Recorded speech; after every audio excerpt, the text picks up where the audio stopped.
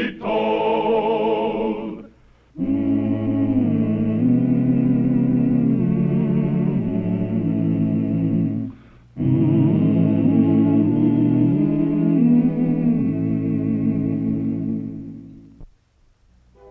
The 1870s were a time of Victorian decorum and chivalry.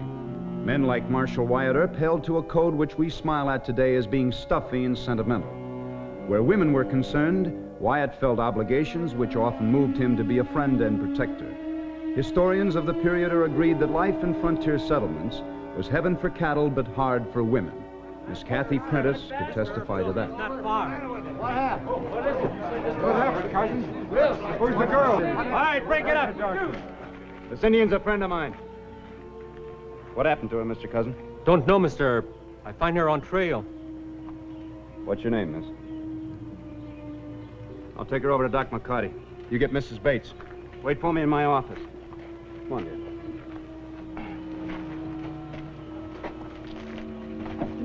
Break it up.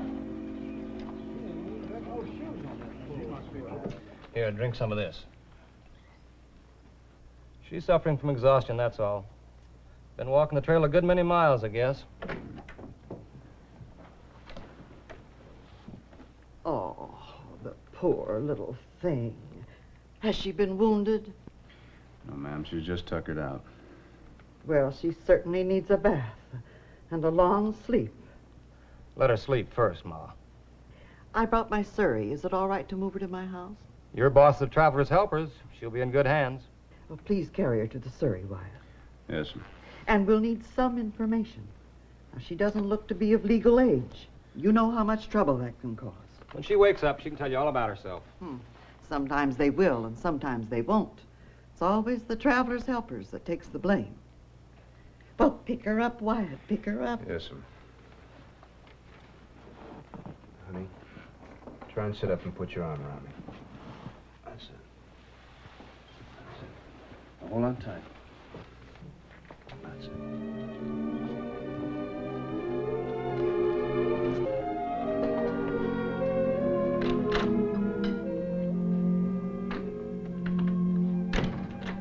Well, you getting anywhere? Not far. Mr. Cousin found her about 15 miles south. From the trail to the nations. She saw him, became frightened, and ran. Tripped and fell.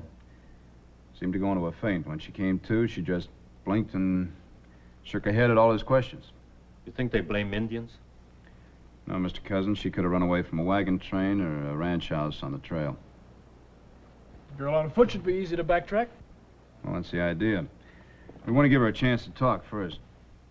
We've already had 3 runaways this week. Ma Bates, she's always worried the Traveler's Helpers are going to find themselves in the midst of a lawsuit. How much could anybody collect from them if they did sue? Oh, quite a large fortune. At least $25. Yeah. You stay here with Mr. Cousin. I'm going to go see if the girl's awake.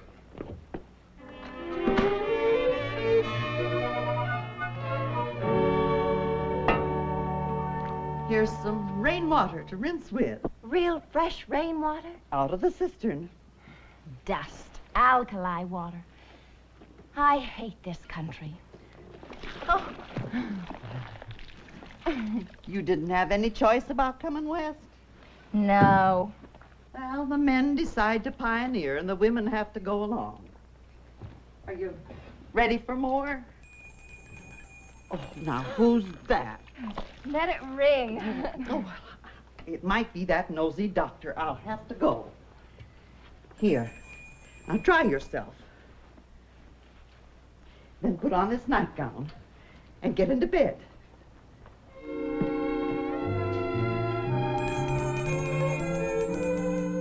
Coming, doctor, coming.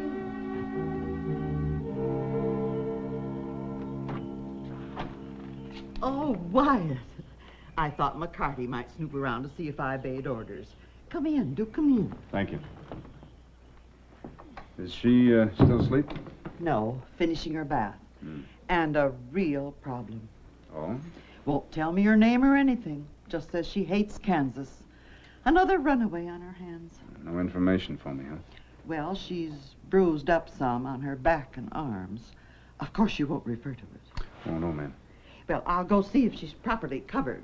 Yes, you better do that.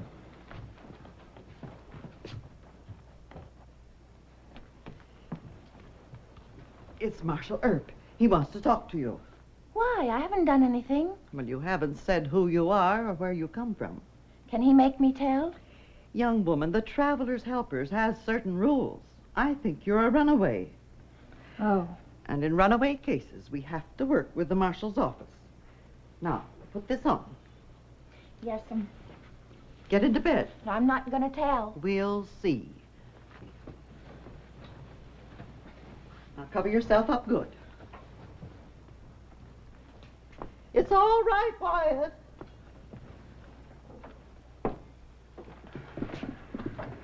Now, you can trust Marshal Earp.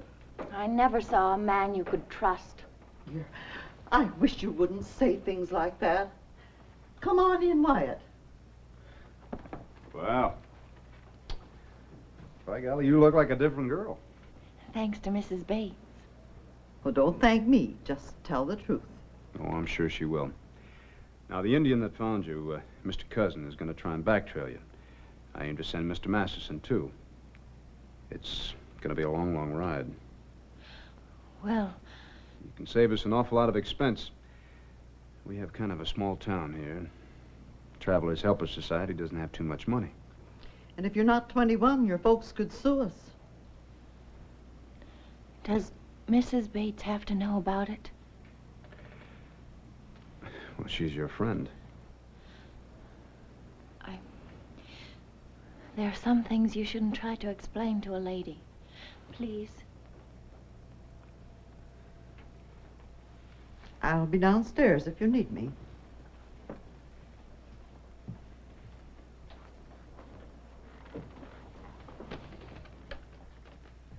Now then.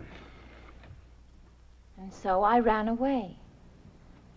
If you knew the Prentices and you were a girl, you'd run away too. Well, did they legally adopt you as Kathy Prentice? I don't know. All I know is I'm not going back there. Don't you have any friends in Pleasantville? It isn't a town, Mr. Earp. Just a saloon and a tavern. I did have one friend, though. A cowhand, Norm Davis. He sort of hinted that he'd like to marry me. But he rode off down the trail last spring. Thanks, Miss Kathy. I'll look into it. You believe me? Mm-hmm. It's just about the first time that anyone, except Norm. Thank you, Mr. Earp. Thank you very much.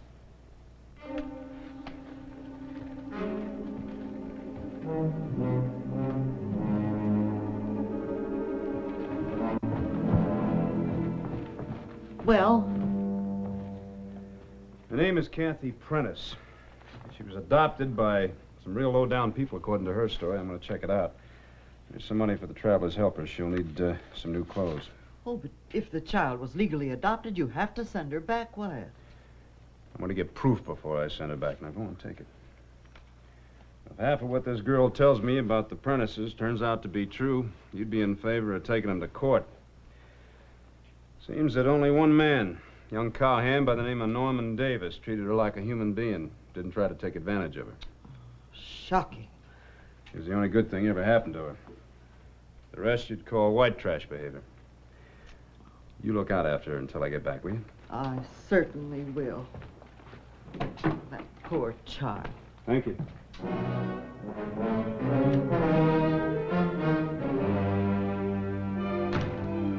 Where's Wyatt? He's out on a case. That runaway girl cousin brought in? That's right, sir. This town has enough trouble with runaway boys. I'm not criticizing you, cousin. Only thing you could have done. But their relatives always turn up and sue the city. I thought they always sued the Travelers Helpers. This city's got real money. 800 or more in the treasury. Howdy, Mr. Mayor. What's up? Investigation. You come along. Mr. Cousin, you go on back to your farm. I want to thank you a lot for helping Miss Kathy. Oh, Miss Kathy, is it? Who's her folks? Where'd she run from? Well, that's confidential, Mr. Mayor.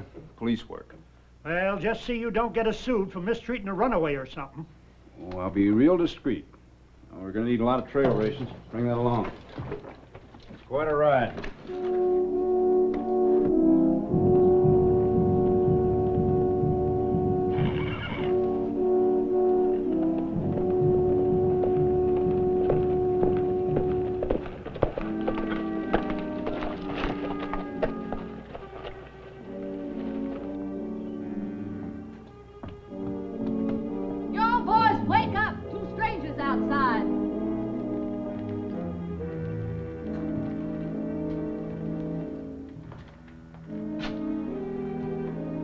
Prentice? Maybe. A couple of Johnny Laws getting nosy. I only asked you if your name was Mrs. Prentice. There's no call to get hostile. Yeah, she's my apprentice. I'm Lonnie and he's Todd. You talk too much, Lonnie. Nobody's saying nothing. You got a sister by the name of Kathy? Yeah. Where is she? Don't know.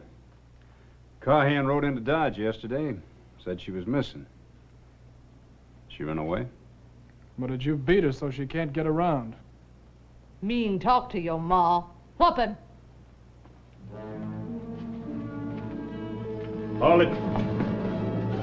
You're more my size.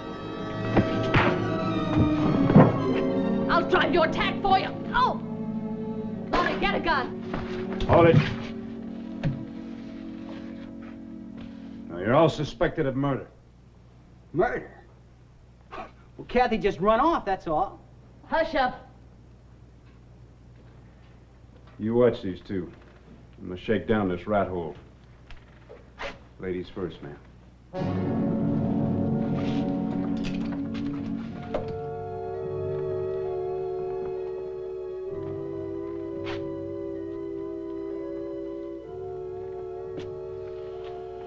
You, make your daughter stay here? That's my business.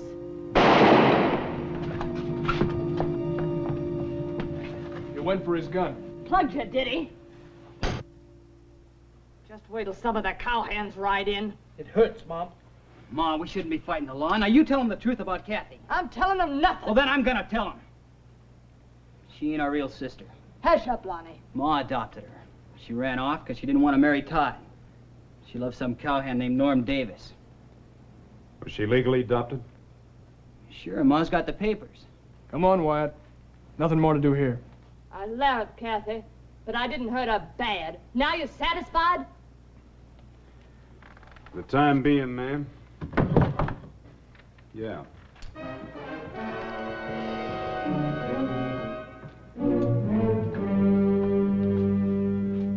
Kathy's in Dodge.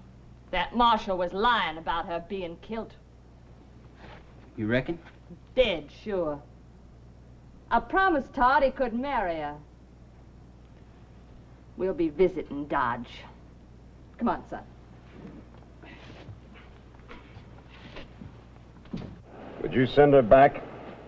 She's not 21, there's not much else to do. Send her back to marry something like Todd? You're feeling sorry for that girl. Now, don't get yourself concerned one.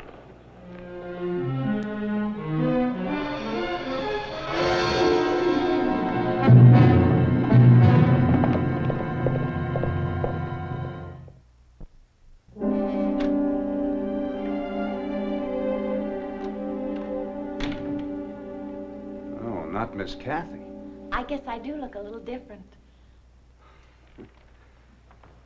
Yes, ma'am. You sure do. Did you see them? Hmm?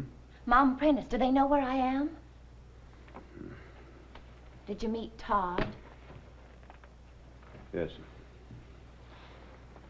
I can't go back there. I just can't. Don't make me do that, Mr. Earp. Please.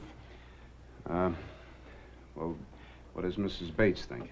Oh, she's afraid that the traveler's helpers might be accused of abducting me or something. Couldn't you abduct me? I'd go anywhere with you. Oh, wait a minute, Miss Oh, Kathy. last night when you carried me in your arms, I felt safe. I felt like being in love. Look, you've been afraid all your life. Now, I wear a star and I carry guns. It's only natural that you... Please, I'm just asking to be near you. I wouldn't expect you to marry me. Miss Kathy, nice girls don't say things like that. I can't afford to be a nice girl. Nice girls don't have men like Todd Prentice after them.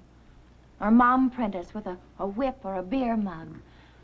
What I need is I somebody... think that what we ought to do is go and have a little talk with Mrs. Bates. I'll try and talk her into a visit to Kansas City, and you go along, hmm? Oh, that'd be just fine, Mr. Earp. Just fine.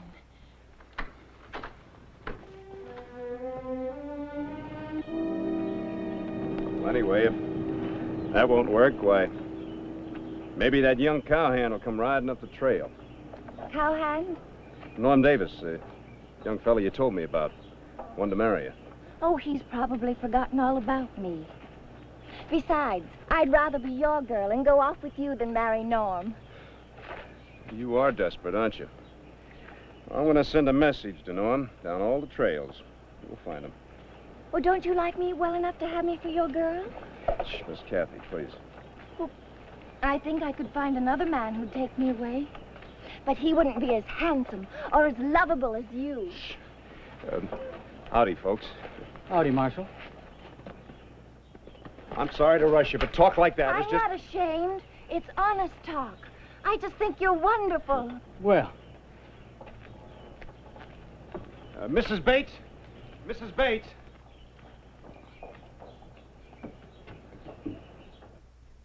And you know the law, Wyatt. The child belongs to the Prentice woman until she's 21.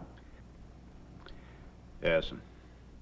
As for you, young lady, I never heard such brazen talk. It's indecent. You don't know Todd Prentice. Oh, she's played on your sympathy, Wyatt. Now the time has come to send word to the Prentices or take Kathy home. No, ma'am. What?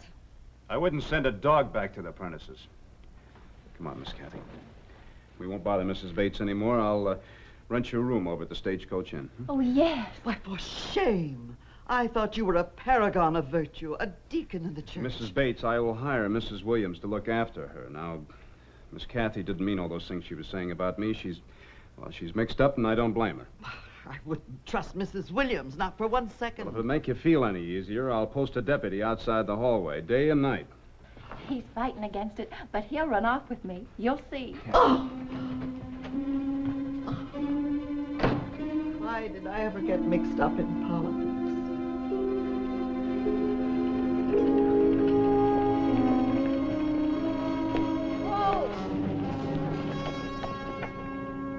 Lonnie, climb down and fix this tarnation harness. I told you it wouldn't last at Dodge. Oh, it'll last. Now take this and bind it to the single tree and splice it to the leather. Get a move on or Kathy will fly the coop on us again. No, she won't. The boys will hold the law off while I make 'em marry me. Judge Tobin says the Prentices can sue us and charge Wyatt with abduction unless he brings her back. I don't know, he's kind of sweet on her. That little ragmuffin? Ma Bates dolled her up. She's beautiful now. Besides, Wyatt pities her. Huh. I'll talk some sense into his head. I'll show him that little... Marshal Earp. Wyatt. That kitty cat got your tongue? Sorry, Mr. Mayor. What were you saying? I talked to Judge Tobin. Legally, you can't... I know. Well, I can certainly buy off Ma Prentice. Did her rich uncle die? No. Reward money. Head bounty. I never touched a cent of it. Why, 'tis unheard of.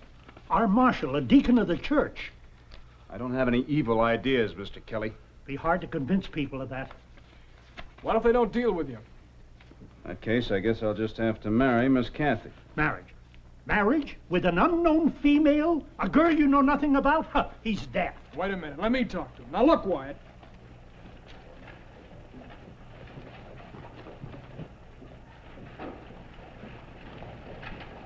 Uh-oh, Wyatt. It's the Prentices. Good. They saved me a long ride. Don't you go out there.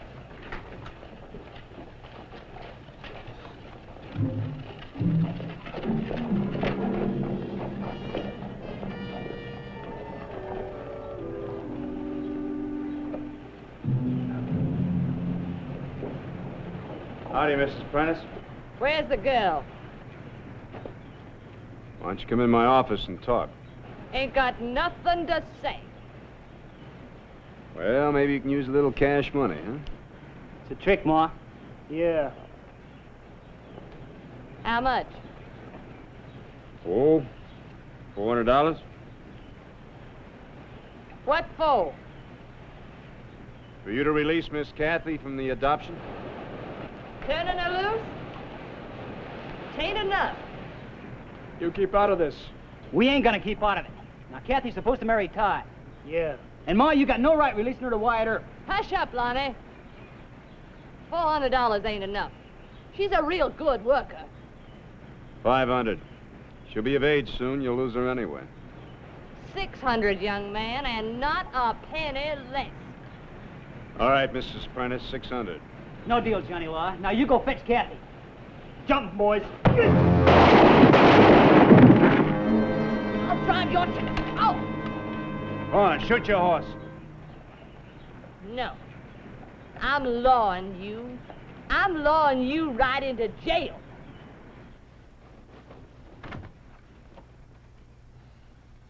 Get him over to the docks. He's your marshal, and I'm accusing him of persuading Kathy to leave me and shooting up my boys. Where's the judge? You can take your case to court, Mrs. Prentice.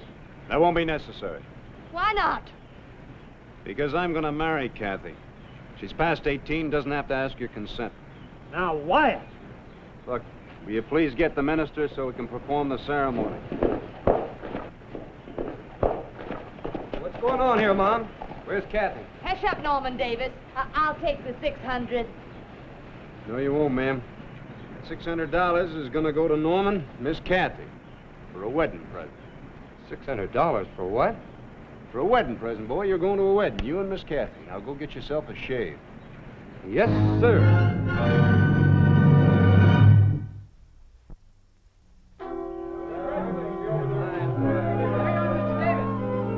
She'll be right out. The marshal will bring her back. Congratulations. Yes, that's a nice There you are. You haven't kissed the bride.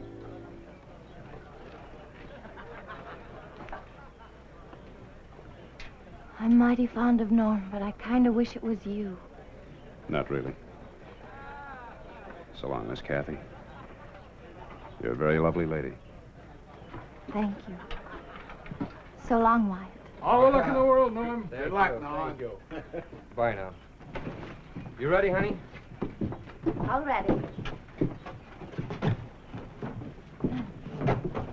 Sure, thank you, Mr. Earp. Don't mention. Hey, there's a wonderful spot for a honeymoon on your way west called Whispering Waters. Fine, we'll stop off there. Well, you drop me a line now, will you? Sure will. Bye, Kathy. So long, Wyatt. Goodbye. Goodbye. Well, Deacon, that was close. Hush up. Say, shouldn't you be on patrol?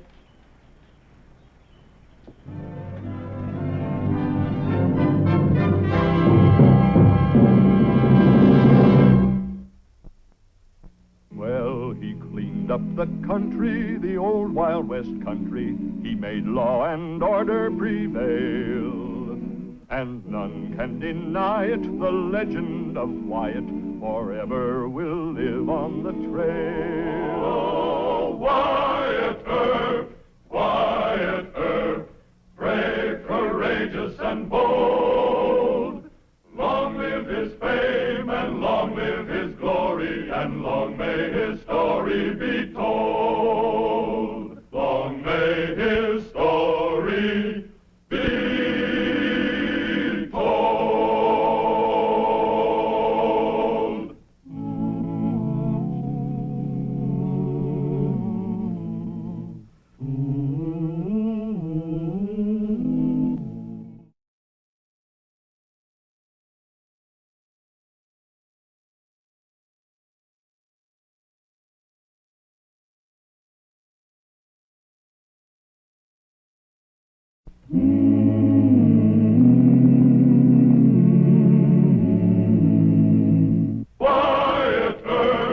Wyatt Earp, courageous and bold.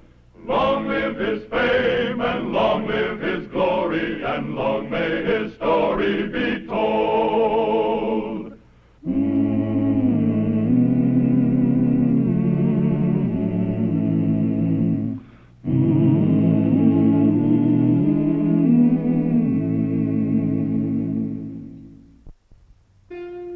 The Honorable James Dog Kelly has his place in the annals of Dodge City. Starting as a saloon keeper from the wrong side of the tracks, Kelly made his choice for law and order by hiring Wyatt Earp as town marshal. He backed Wyatt many times when political expediency urged him to find a less uncompromising peace officer. But Kelly was a politician, and as Dodge became civilized in 1878, he felt he could indulge his hot temper by forcing Marshal Earp to resign.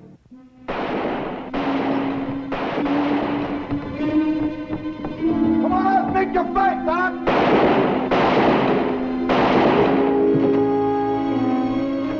Save the ammunition. Sure he's dead?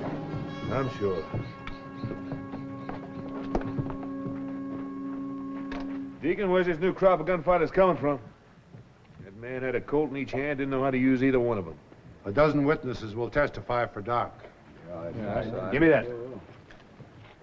Take him over the corner. You come with me. Kelly isn't gonna like this. Why don't you just wing that fella? With both these guns going? We could have blasted both Colts out of his hands. Maybe I don't feel that well today. Maybe there's too much smoke in my eyes. You shouldn't have started that Farrell game at the Graps. Kelly doesn't like him. Now, is Jim Kelly running the marshal's office? He is still mayor. Ever since the Graff got out of jail, he's been after me to close him up. Now, we haven't had a killing in this town for 3 months, and when it happens at the Graff's place with Doc Holliday behind the gun. I apologize. Next time I'll try to use Deacon Earp's cripple shot technique. But it can't be your next time, Doc. This is a sodbuster town now. The papers are calling our mayor Law and Order Kelly. You know what praise does to some Irishmen. Pardon me for living. I hope the good Lord will. Order! Order! Continue, Mr. DeGraff. Well, then he called for Doc to come out and make his fight. He fired 2 shots through the door at Doc before Doc shot him. I guess that's all. You may step down.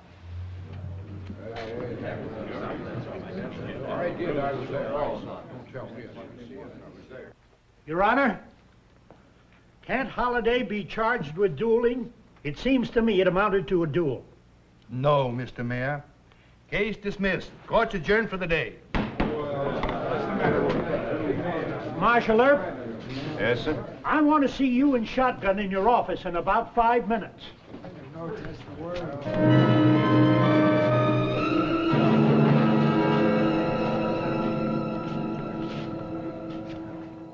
And I've decided as mayor of this city that Doc Holliday ain't fit to be a resident. Marshal Earp, I want you to tell the fellow to leave Dodge. You joshing? No, sir, I am not. That's an order. Not to me, it ain't. What did you say? I say Doc Holliday's got as much right in this town as you have. He stood his trial and the judge turned him loose. Now I'll tell you something else, too. Seems to me you're getting too big for your britches, Kelly. Cool off, Mr. Gibbs. Keep out of this. You apologize or I'm firing you. No, you ain't firing me. I'm quitting. Take it easy, Shotgun. Kelly's just in a temper. Well, that's too bad. But I ain't putting up with his temper. Wyatt, I'm gonna go get Roscoe packed, and then I'm hitting the trail. I'm leaving Dodge. Now, look, Kelly. Let him go. We can hire plenty of good deputies. He's the best deputy I ever had. Now, you stop acting thick-headed for 2 minutes. Thick am I? You take that back. No, sir. I won't take that back. Then you're fired. All right. I'm fired. You think I'll come begging you to come back? Never will I. Mr. Kelly, you and I both mean it this time, and I'm sorry because you've been a true and loyal friend.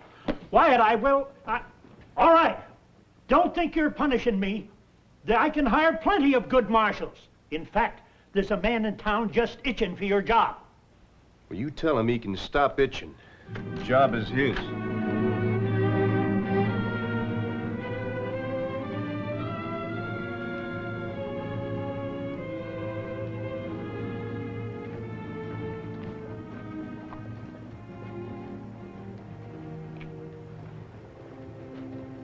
You leaving town right away? Yep. I've been thinking about Wyoming for quite a spell. Wyoming, huh? Why don't you stick around for a while? Kelly will change his mind. He usually does. Oh, it ain't Kelly, White. Just that this town's gone stale. I guess I've gone stale with it. Where's your badge? I got fired, too. Good. Why don't you go along west with us? I can't right now. My brothers are coming through here on the way to Arizona territory. I promised them I'd wait for them. You going there? Maybe. Arizona territory. I thought you was tired of trouble. Well, no trouble in Wyoming, huh? Robber's Roost, Brown's Hole. Got a mile compared to Arizona territory. Well, Roscoe, old boy, I guess we better be hitting the trail. So long, Roscoe. I'll be seeing you and Mr. Gibbs. I hope so, White. I just want you to know that Roscoe and me take it mighty kindly how good you've been to us. We won't forget. You earned double what you got from this town, Mr. Gibbs. Thank you. Good luck.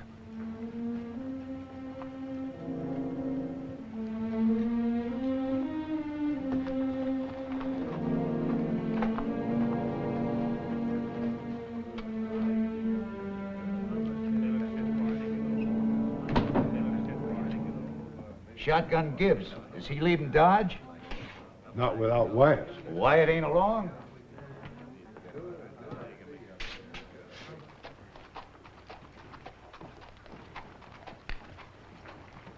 Trouble. I'll see if I can find Wyatt.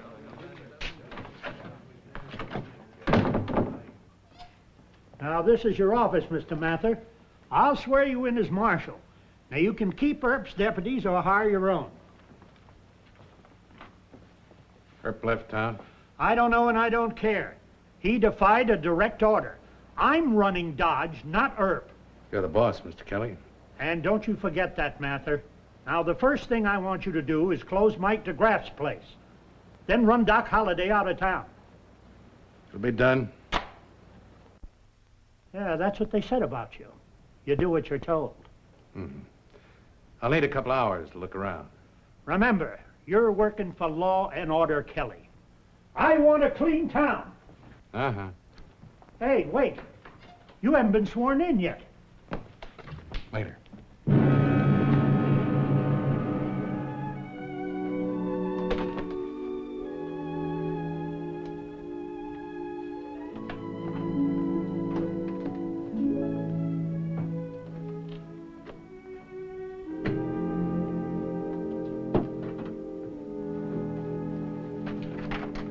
What?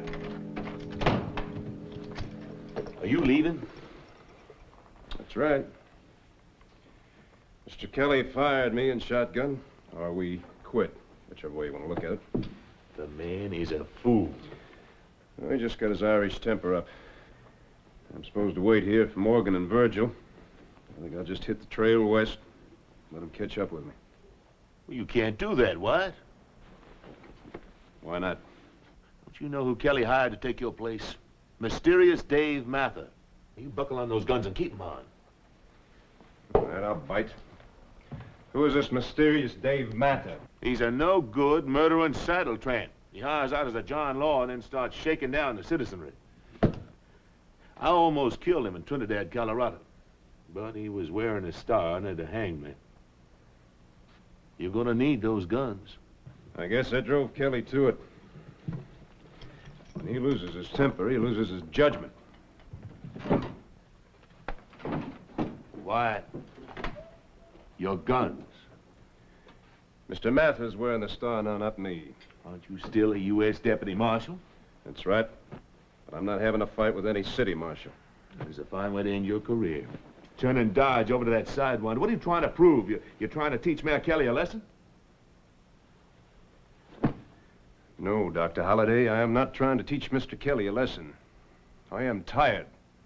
I don't ever want to be a peace officer again. I've had more than my share of fighting.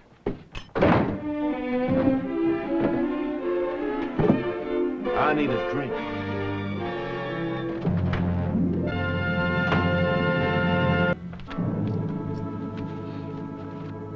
And he's shaking down everybody below the line. Saloon keepers, gamblers, everybody. I don't believe you. And if you don't stop this gossip, you'll have to sell your dance hall and get out. I'm getting out. Getting out right away, too.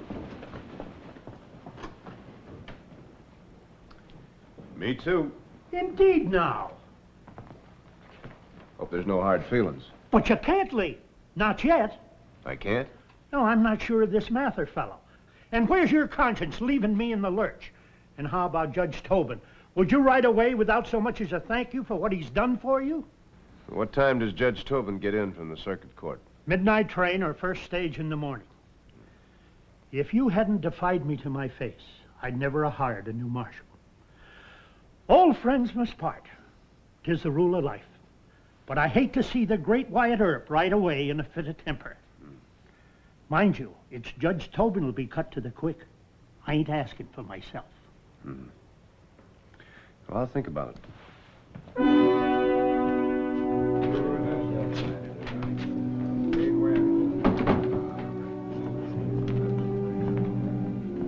Graff, I want to see you. Back room.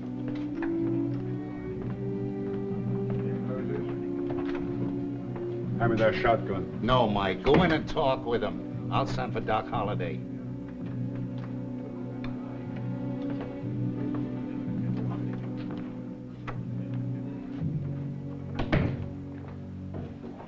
You better leave before Doc gets here. Doc won't help you none. I ain't paying you a lead nickel. You'll pay. By midnight.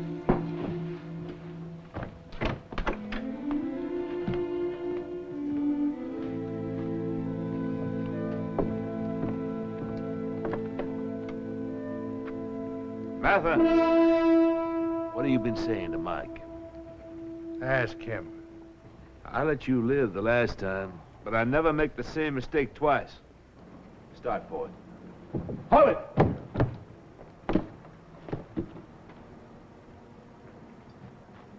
You better shove along, Marshal. Where are your guns, Earp? Killing you wouldn't be worth going to prison for. Or hanging. You might remind Doc of that. Don't be a fool. Maybe I've lived too long already. Besides, in this particular instance, they would cheer me on the gallows. I don't brag on my friends much, but none of them has ever been hanged. No, Mike, no. Keep out of this. I'll get him. No! Lower the hammers on that. Now, what's the matter with you and Doc? You know you can't go around shooting a peace officer? He tried to put the squeeze on me, Wyatt. $100 a week. Deacon, why didn't you leave town? Yeah. Me and Doc can take care of him. Were there any witnesses when Martha tried to shake you down? No. We were in the back room. Doc, you explain the law to Mr. DeGraff. Why? Where you going? Maybe Martha got careless. Extorted a payoff from several men at one time. That'll be my only chance to nail him. You better make it fast. My gun hand's twitching. How's Wyatt gonna do anything when he ain't marshal no more? Extortion? Happens to be a federal offense, and Wyatt's a U.S. deputy marshal. Oh, I get it. We wait for the deacon to handle him. Mike, your version of the gallows is absolutely fascinating. Don't you realize it's easier to be hanged than to take a bullet through the middle? Oh, we'll wait. Please, Doc. All right. But only for a reasonable time, and only to spare Wyatt the anguish of seeing me hanged. Let's get us a drink.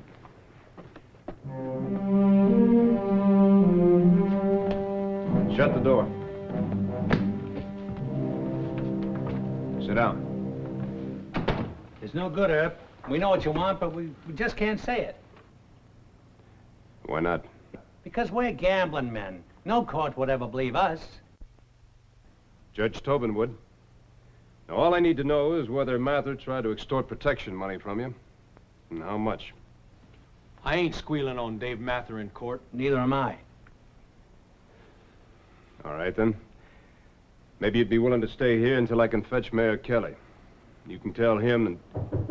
Mister! What is it? Somebody just killed Mike DeGraff.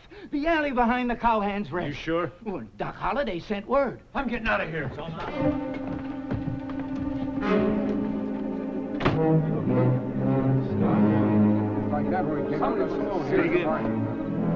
Sawed-off shotgun, both barrels. In the back. Any witnesses? No. Nobody saw it, but it doesn't matter. Doc! Doc! I'll take care of Mather. No, he belongs to me. Cool off. I located 4 gamblers who paid Mather off. I'll have them subpoenaed. Under oath, they'll talk. Well, that's just fine, but I want Mather for this killing. Use your head, will you? He's not that stupid that he'd do it himself. We probably couldn't prove that he paid to have it done. In that case, you just leave him to me. My pleasure. We'll go after him together. Deacon, I do not want your company tonight. All right. And I'll just have to try and find him first. Now, that's a sporting proposition. You find him, he gets winged. I find him, and he's dead. Excuse me, I have to go in this direction.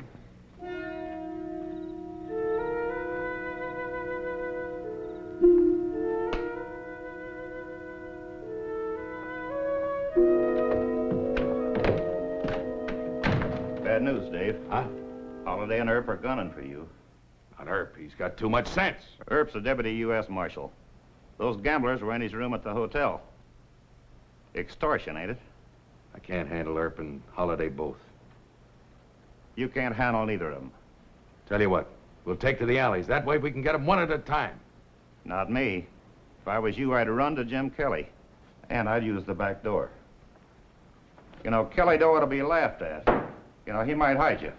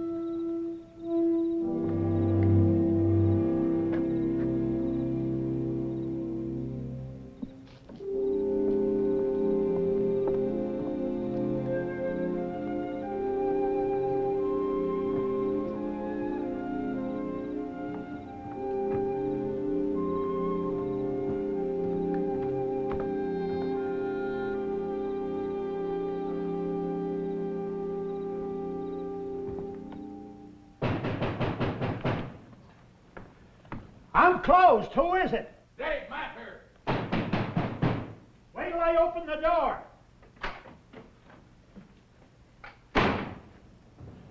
Well, if you're looking for the skunk that bushwhacked DeGraff, he ain't here. Earp and Holiday are gunning for me. Well, Doc might be, not Earp. I gotta hide out. What is this, Mather? You're supposed to be working on a murder, not hiding from anyone. You got a basement in this place?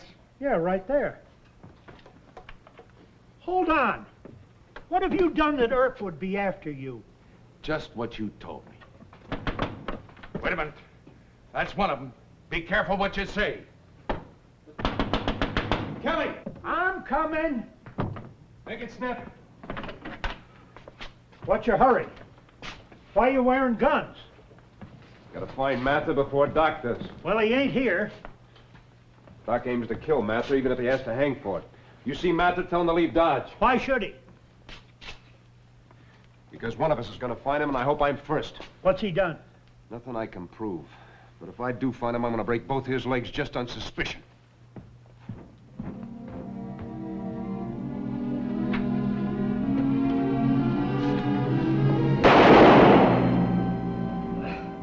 be a lot faster than that. You don't want me. Get on your feet. Get up. Where is Mather? You find him. Where is Mather? Well, he went to Jim Kelly's. I don't like asking twice.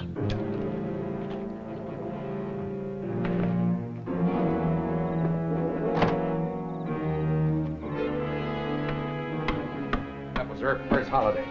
Said he's home in bed. Okay. You get nothing. Drop that shotgun. Turn around. You hired me. I'll tell him that you ordered me You to... tell him what? I'll tell it in court. You'll tell nothing. You're getting out of town. Now move.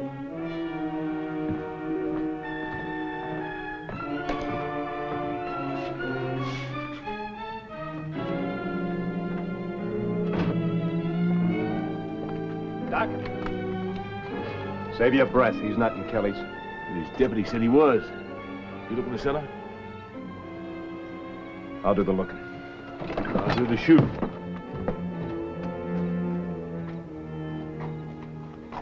Now get out of town. Ride him hard and fast.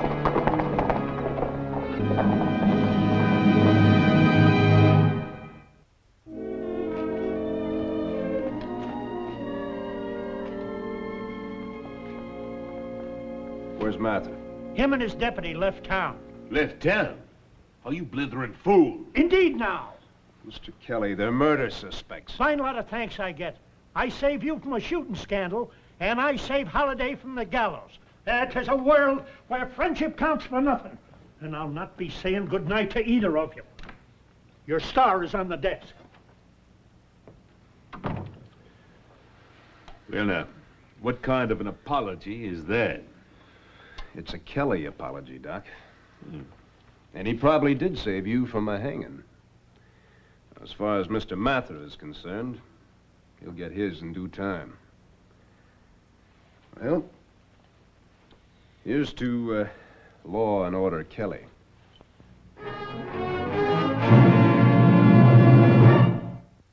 Well, he cleaned up the country, the old Wild West country. He made law and order prevail.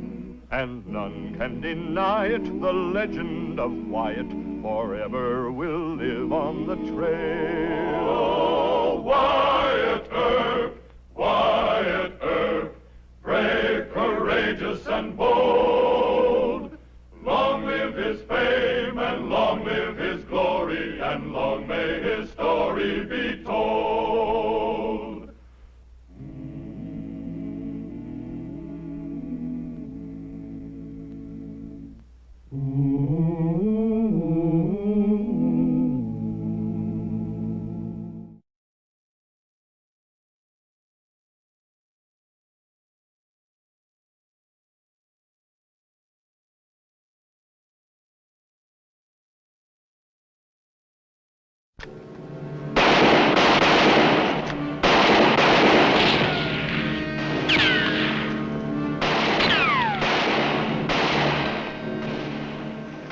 Save your shells until they come at us.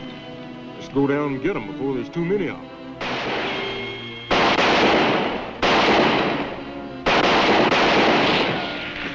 Old man Clanton's a bigger fool than I thought he was. Apaches and soldiers to deal with, and all he can think about is getting at us. I've been waiting a long time to get Earp in a spot like this. We'll never have a better chance to kill him. Oh, Wyatt Earp, brave, courageous, and bold. Long live his fame, and long live his glory, and long may his story be told.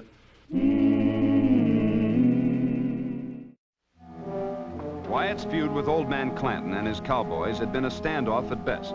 The Clantons controlled Cochise County, including its sheriff, John Behan. But Old Man Clanton, like most of his ilk, was corrupted by power. And in what is known as the Dice Box Canyon mystery, Old Man Clanton let his foot slip. Marshal Earp, see Colonel Ingram. Yes, sir. The colonel's expecting you.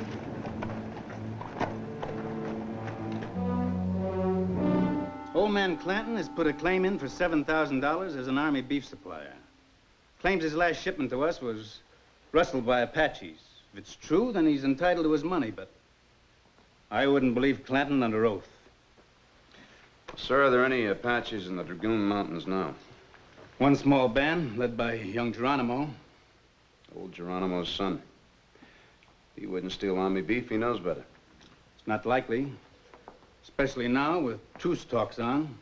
I think Clanton stole his own beef, but I can't pay or refuse his claim without proof.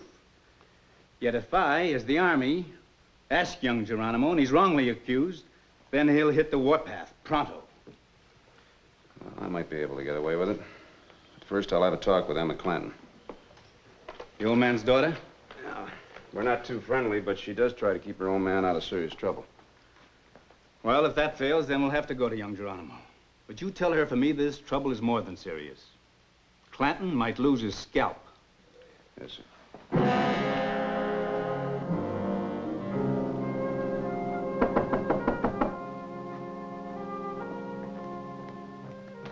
Who is it? Marshal Earp. Did you bring Nellie Cashman along for chaperone? Thank you for coming into town, Miss Emma. All right. What's my father done now? You accused some Apaches of rustling? Is that all?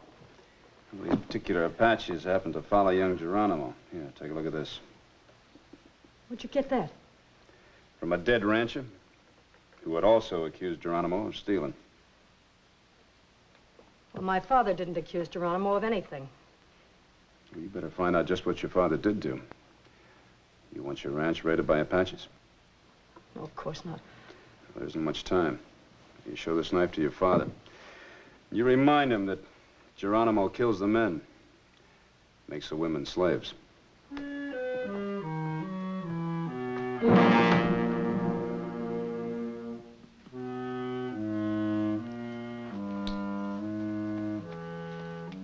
Have you been listening, Papa?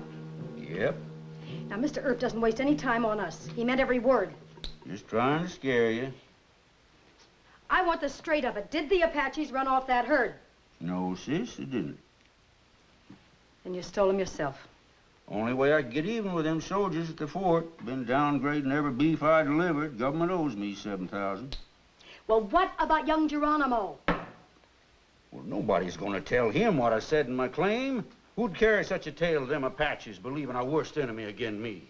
Mr. Earp has the Army with him, Papa. How can they pay you without investigating? The Army, let them prove that the Apaches didn't run off that herd. They got my word that they did. That's all they need. I'm an honest rancher, sis. I pay my taxes. I don't hide my cattle in Mexico at appraisal time. You just made a false claim, Papa. Now, Em, I don't want no more talk about this. You get in that kitchen and see that we have dinner on time. There's plenty of homebody work to be done around here. Yes, Papa. And you stop talking to that Earp, too.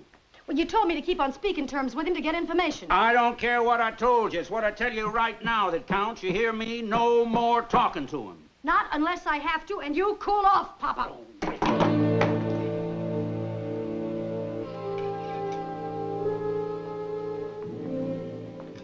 Any Indians in town?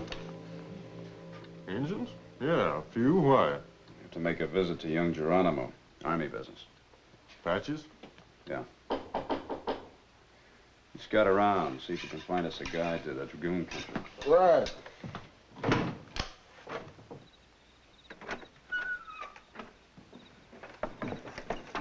I talked to Papa. He said the Apaches did steal his cattle, so he's entitled to that $7,000. Well, I'm sorry, Miss Emma, but I don't believe you, Father, and you can tell him I said so. What the Apaches do now is on his head, and you can tell him I said that, too. I'm not telling him anything. I'm not even supposed to be speaking to you. Well, you're speaking. For the last time, Papa's right about you. You're just a pig-headed lawman.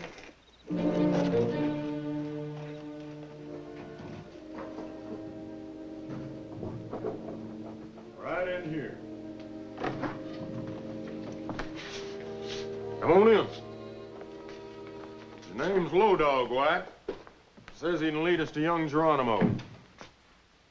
You Apache? Uncle to young Geronimo. half-brother Geronimo. Show him that there coup stick, Low Dog.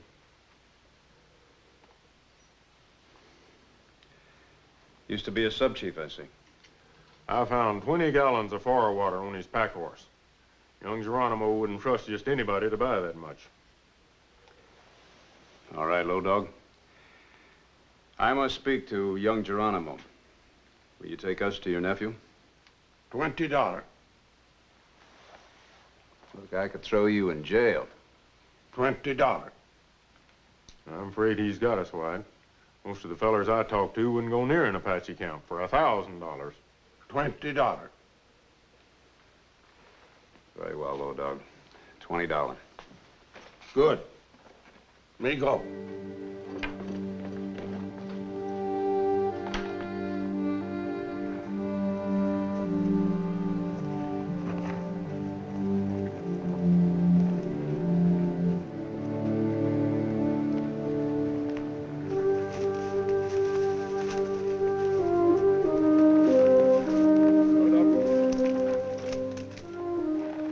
Where's young Geronimo's camp? In valley over a big climb. No see campfire yet. Won't see no Apaches neither, White. They'll see us. Young Geronimo, smart chief.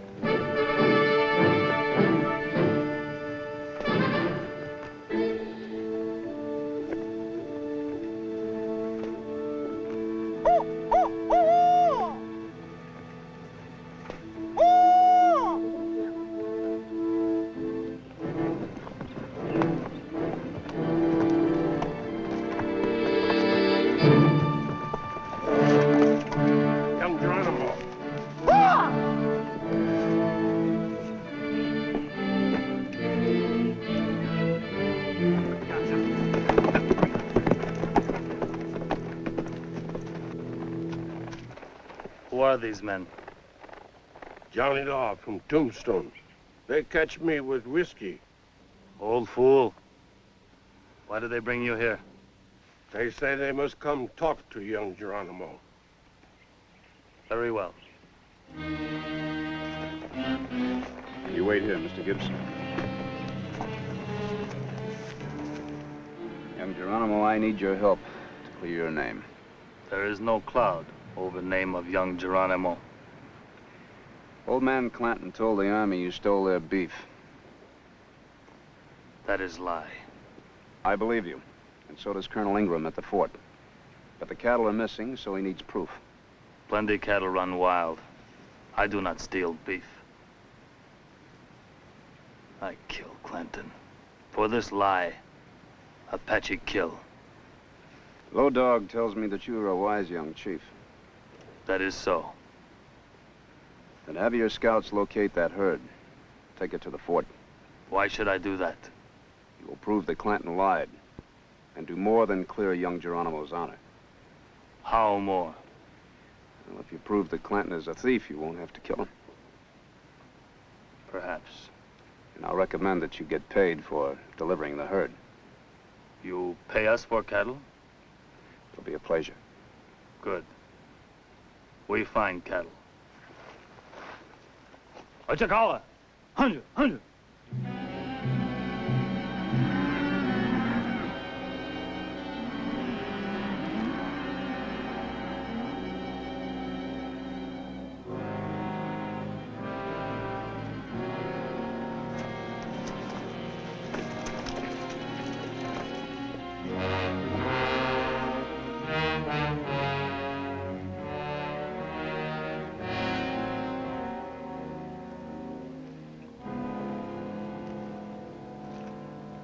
All right, lift him. Tie and gag him. No more guard. Just these two, huh? All right, have your scouts start the herd towards the fort.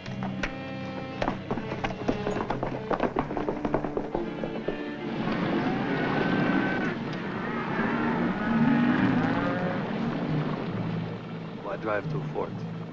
Why not steal cattle? You gave word of honor. That is so. Young Geronimo, not so wise. We keep word.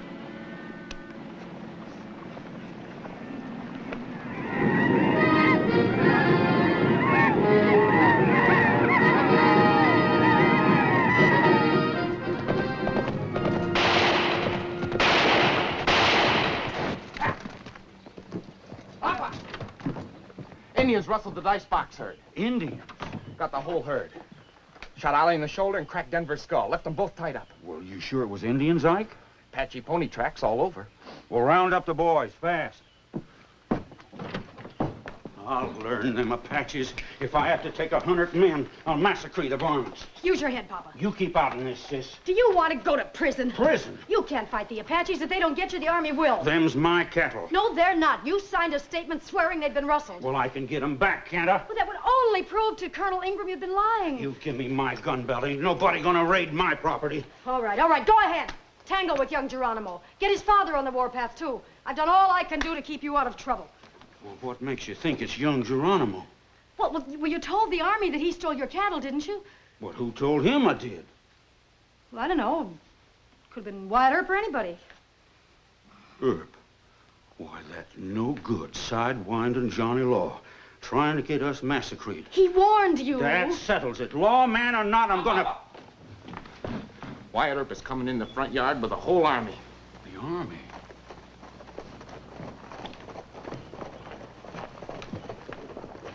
Detail, halt! Just hold it, boys. No shooting at soldiers. Mr. Clanton, Colonel Ingram wants you at the fort. Huh. A lot of good that'll do. You just had to stir up the Apaches against us, didn't you? It's an even choice between the Apaches and the Clantons, Miss Emma. Get on your horse, Clanton. All right, Finn. Round up the rest of the boys. John Law ain't heard the last of this. Detail, about, ho!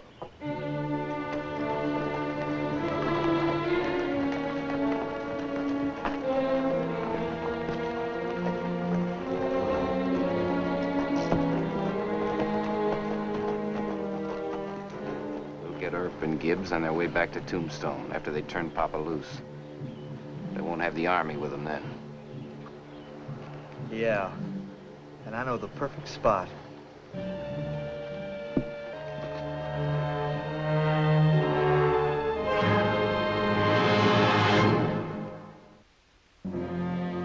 Mr. Clanton, Chief Geronimo delivered your steers to us at the request of Marshal Earp. They weighed out at $7,000, the amount of your claim for them. Told you he stole them. Marshal Earp, where did you and Deputy Gibbs find the Clanton herd? At Dicebox Canyon, on his spread. Mr. Clanton, it seems that you're a thief as well as a liar. But since you haven't collected the money from the government, the charges of fraud may be dropped. Just pay me my money. I'm getting out of here. Not yet, sir. There's a matter here of falsely accusing Chief Geronimo and inciting Apaches to war. That is a felony. I called him a rustler. He is a rustler. He stole them. He didn't rustle your stock. You did that yourself. He'd have hardly left him on your land if he had. Marshal Earp, have you discussed this with Chief Geronimo? Yes, sir, I have. He will not seek retribution for the dishonor to his name. Is that your word, Chief Geronimo? It is my word. Colonel Ingram, I recommend that young Geronimo and his scouts be paid for their services. They worked very hard to drive that beef in here. Excellent idea, Marshal. The 7,000 should be divided. Half to Mr. Clanton and half to Chief Geronimo for the trail drive and to compensate for slandering his name. Who ever heard of slandering an Apache? Easy now, easy. Young Geronimo is an honored chief. Now, would you rather answer charges in a federal court? No. But this is plain robbery. That'll do, sir. The chief shall be paid $3,500. Marshal Earp, will you please escort Chief Geronimo to the quartermaster? It is justice, Colonel. I thank you. Mr. Clanton is lucky man. He still has his scalp. He should watch his tongue.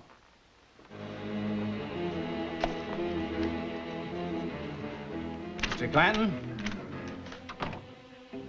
if anything happens to Marshal Earp, I'll lead a column to your ranch myself. Here's your money.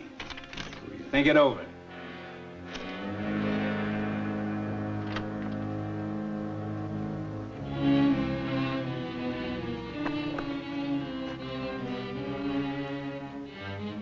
You forget my $20? I'm sorry, Low Dog. 1, 2, 3, 4.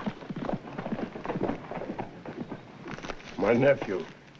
We ride with Mr. Earp and Mr. Gibbs towards Tombstone. Yes. There is angry man and bad trail. Yeah, we sure would appreciate a few more guns. No. I don't want you and your braves fighting Clanton. Thank you just the same. He is right. But if you are killed, I will avenge you, my friend. Thanks.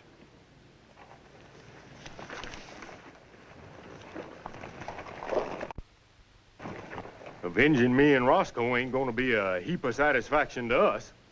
What do you want me to do? Ask the colonel for an escort? Why, of course not. That'd be humiliating. Well, just cheer up, Mr. Gibbs. Yeah? Why? Old man Clanton's pride is stung, but he isn't ready to bushwhack Johnny Laws just now. He'd have young Geronimo and the army after him. You hear that, Roscoe? A few days after we're dead, all them Clantons is gonna be dead, too.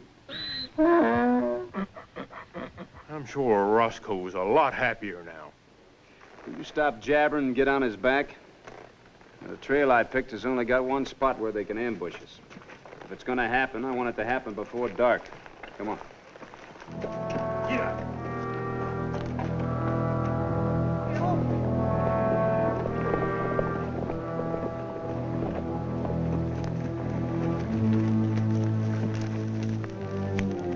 All right, this looks like the spot.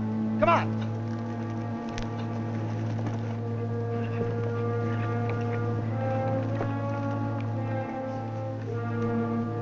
Come on, put the horses away.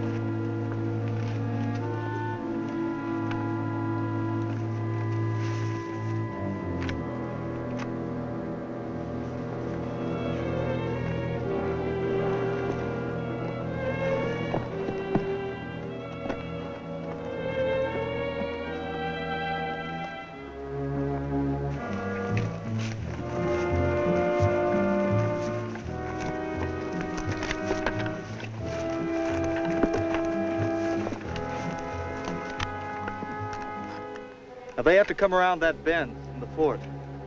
And when they do, we'll take them. Not too many of them. This trail goes downhill. They'll see us. This what you figured on? Yeah. To make a fight here.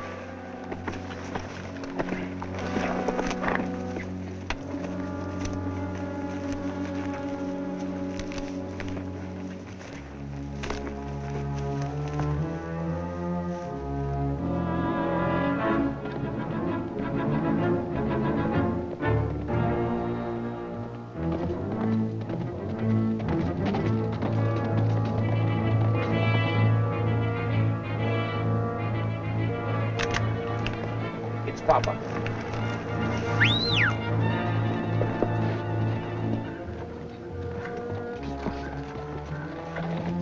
Yeah.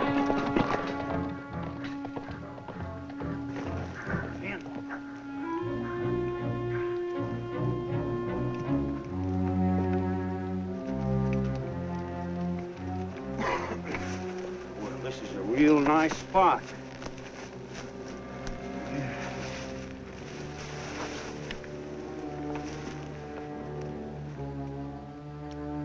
How do you figure our chances?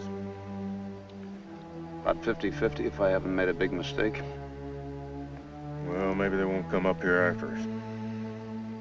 Let's hope not. Roscoe, hands up! Hey, Papa, that's Gibbs' mule. Loudmouth mule.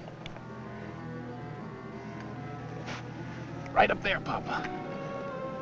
Let's go get him. Hush up, Ike. I'm studying this. Go get some more men. Now, we'll pin them down until they get here. And then we'll circle.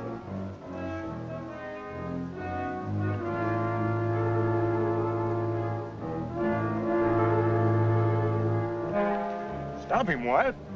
No, I'd have to kill him. Well, ain't it about time? Not yet.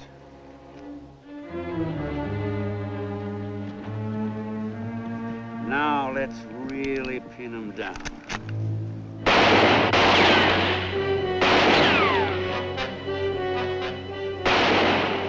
Save your shells until they come at us. Let's go down and get them before there's too many of them.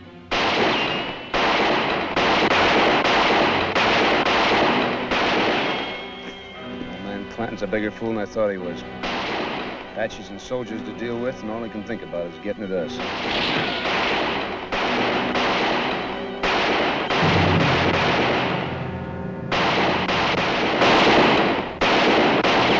Two men trying to flank us on the left over there, White. I see him. Here goes.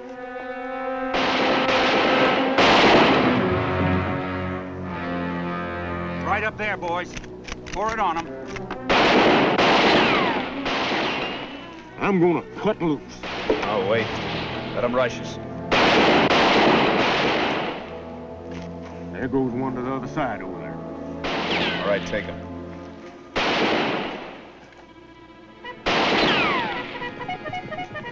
It's the Army.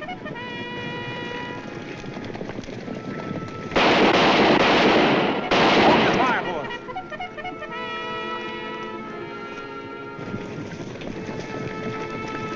Boy, them soldiers.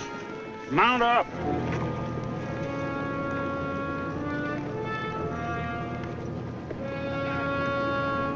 Let's go.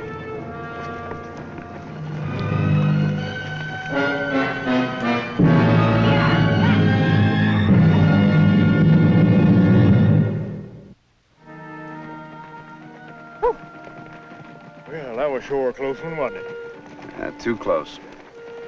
They were late. Who was? The Army. I wasn't sure they'd hear the shooting. You mean you had that figured out all the time? Well, I hoped it would work out that way. Well, I'd sure appreciate you letting me in on these things. I got too much gray hair as 'tis. Makes you look more distinguished, Mr. Gibbs. Now, let's go down and thank the boys, huh? Well, he cleaned up the country, the old Wild West country. He made law and order prevail. And none can deny it, the legend of Wyatt forever will live on the trail. Oh, Wyatt Earp, brave, courageous, and bold. Long live his fame, and long live his glory, and long may his story be told. Long may his story be told.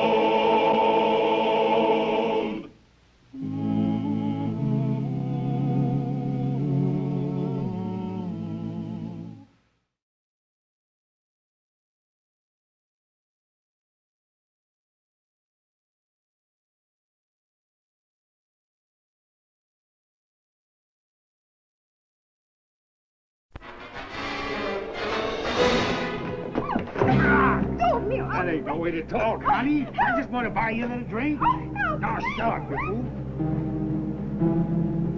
Help! Please!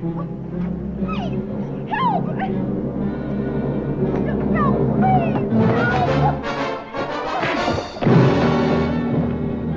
Don't get up.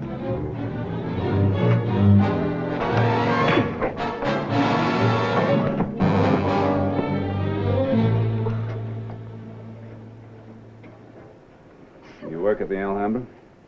Yes, they hired me to be a cashier, but I'm not going in there. Not ever. All right, you wait outside here. Pick him up, Willie. I'm sorry about this, Marshal. I warned everybody to keep the customers away from her. It won't happen again, Miss Silver. Please, I don't want to work for him. All right. If this happens again, you're closed. Well, the kid's just scared. She promised to stay at least a month. You heard her, Mr. Hanson. She doesn't want to work for you anymore. I'll take you over to Nellie Cashman's. Oh. Helping Miss Nellie steal my best cashier, huh? Don't press your luck. You may have to buy some new teeth.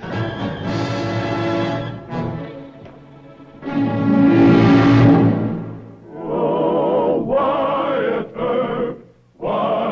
Earp, brave, courageous, and bold. Long live his fame, and long live his glory, and long may his story be told. The Life and Legend of Wyatt Earp, starring Hugh O'Brien. Critics of Marshal Wyatt Earp often remarked that he was implacable when he faced bad men, but much too soft and trusting when it came to women. Alas, the saga of a young lady known as Silver Dollar presented a mystery which numerous men before Wyatt had failed to solve. Was Silver Dollar an innocent child adrift in Tombstone, or was she a calculating and dangerous little hussy? That was awful brave. I'm scared of Mr. Henson. I guess I'm scared of everybody. How old are you? 20. Almost. What's your name? They call me Silver Dollar. That's a strange name. What are you doing here in Tombstone? Oh, it sounded interesting. And they told me in Kansas City there were plenty of jobs here. They did, huh? What's your name? Wyatt Earp? Are you an experienced officer? Somewhat, yes. That man who's bothering me has friends. What if they had tried to shoot you? I usually manage to talk him out of it. Is that a very practical attitude? You could be severely injured, Mr. Earp. Now, don't you worry about me. It's my job to worry about you. Really? No one's ever worried about me in my whole life before.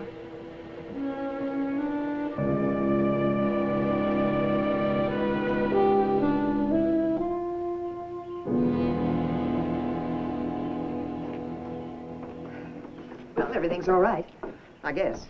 Anyway, I put her to work helping Mr. Perkins in the office. Marshal Earp wants to know what I think of his charge, huh? Oh. All right, yes. Well, Silver Dollar's not much of a name to go on. Well, she's probably a runaway from someplace back east. She wouldn't even talk to you? Not yet. Well, she seems like a very nice girl. Mm-hmm. Let's hope so. But, Wyatt, I wouldn't do too much vouching for her, not yet. She's out of the Alhambra, and that's enough for now, isn't it? Of course it is. Thank you very much, Miss Nellie. Excuse me. Oh, he's all yours, Silver. I'll see you later, Wyatt. She's awful sweet. She's the best we got. Well, I better get back to work. Wait. Won't we be seeing each other sometime? Miss Silver, I live right here at the hotel, and I am not blind. I'll see you.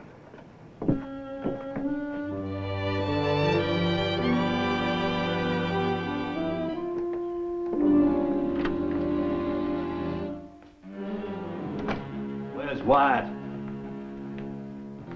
He's there, I reckon. Busy. He's busy rescuing an innocent, odd-looking girl from the cashier's cage at the Alhambra. Little lady known as Silver Dollar. You talking about that new one with the eyes like a heifer calf? Precisely. Oh. This could be love at first sight, Doc. I don't know what it is, but I do know it means trouble. Yeah. He already beat up a cattleman and threatened to knock out Dave Henson's teeth. That girl's a big asset to Dave. She's so innocent looking that all the customers want to marry her. Dad blasted. You know what she's done? She's done caught Wyatt on the first bounce from Miss Nellie. Oh, you don't approve? No, I don't approve at all. Me or Roscoe, either one don't approve. Shotgun, Doc? I want to send a telegram. Pinkerton Detectives, Kansas City. It's about a girl that calls herself Silver Dollar. Tell him to get this off as soon as possible. I sure will. Well, Doc, we was wrong. It ain't love.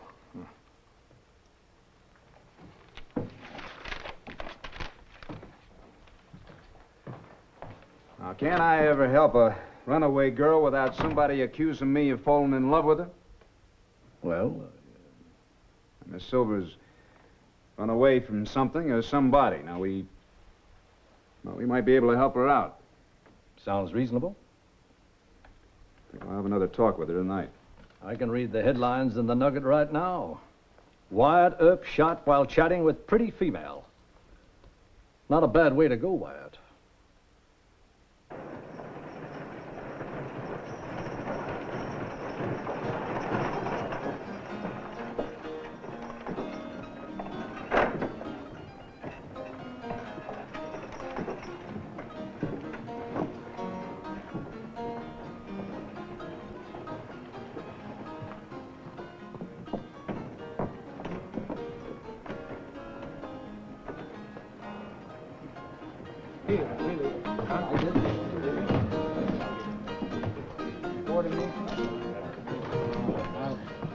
Excuse me, which is Mr. Henson?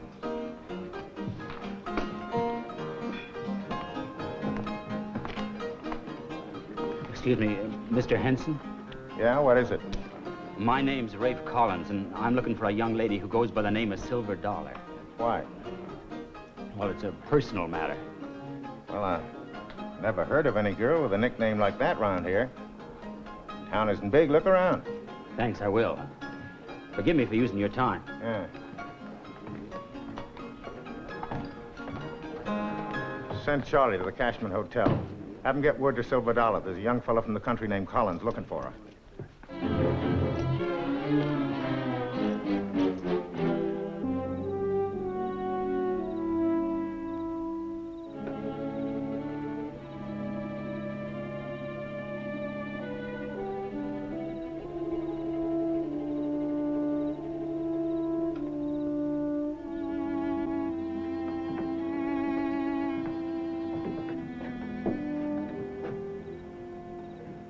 What are you doing here? Oh, we're out for a constitutional. I mean, this night air, it's too healthy for you. All right, you talk. Well, Doc says that Henson says that there girl packs a 41 Derringer. Well, that's nonsense. She doesn't know a Derringer from a horse pistol. She's just a poor, distracted kid. Why, she even thinks she'd be happy married to me.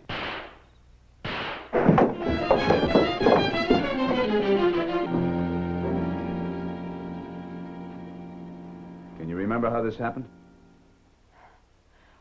When I opened the door, he was already here. He grabbed me. I pushed him away and got the gun from that drawer. He reached for me again, and I shot him. He's not hurt too bad, Wyatt. No. Take him down to the parlor. Send for Dr. Goodfellow.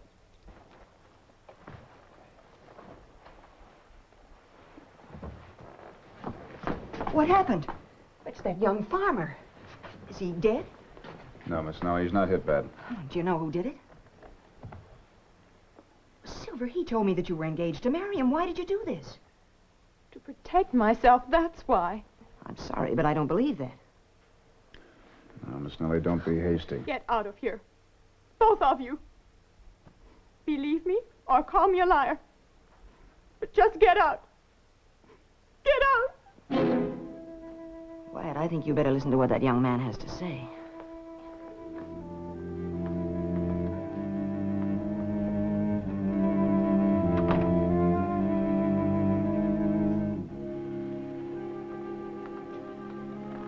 I gave her $1,500 to pay off her debts and buy clothes for the wedding. And then she up and ran out on me. What happened tonight? Well, I waited for her here at the hotel. Then I followed her upstairs. All I wanted was to ask her to marry me like she promised. In spite of the fact that she ran out on you once? Oh, yes, sir. I loved her. Were you rough on her? Oh, no, sir. She asked me to leave, and when I wanted to argue, she just up and shot me. Here's a splendid rib. Talk to him tomorrow, will you? Right. Just a busted rib, wasn't it? Mm-hmm. We'll arrest her for you, Wyatt. No, I'll arrest her.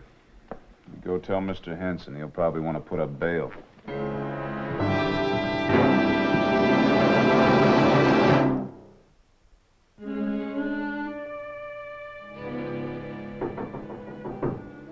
Who is it? Marshal. Just a minute, please.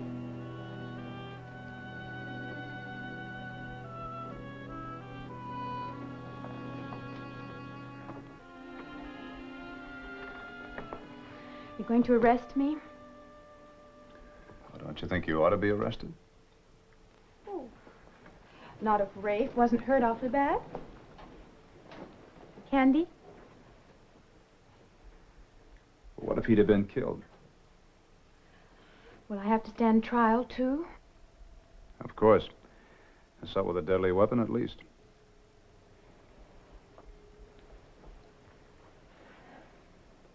I don't suppose you'd run off with me to Denver. No. Put on your coat. That's a silly waste of time. No jury's going to convict me. Besides, it's a measly $1,500. Don't you know there's a law against stealing money? I didn't steal it. Rafe gave it to me. A lot of men have given me money. And you don't see anything wrong in that? Why should I? Men have a lot more money than girls do. And if they want to give me some of it, what's wrong with that? They're not giving. They're buying you. Buying me? Nobody does that. Oh, they may think so. I can't stop them from thinking. When this is all over, don't you want to marry me? Miss Silver, I might want to, but I wouldn't. Why not? Well, I'm too cautious. All right. We're not even friendly. You can arrest me this time. But next time, I'll have to shoot you. Why don't you do that? Let's go on to the jail.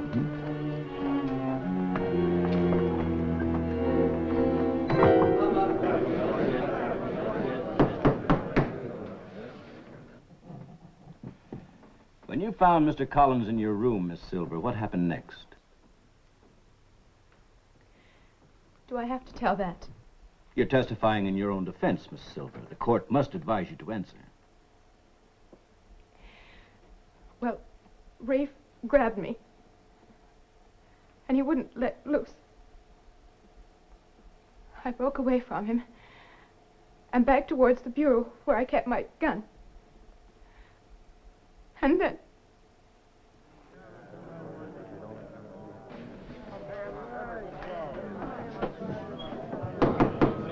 Proceed, Miss Silver. He kept after me. I told him to leave or I'd shoot. He reached out to grab me and he said... Well, he said some terrible things. The next thing I knew, he was lying on the floor. And I had the gun in my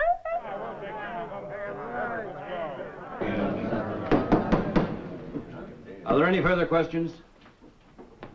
Your Honor, Yes, Mr. Foreman. we've heard enough. We vote unanimously. Not guilty. Case dismissed.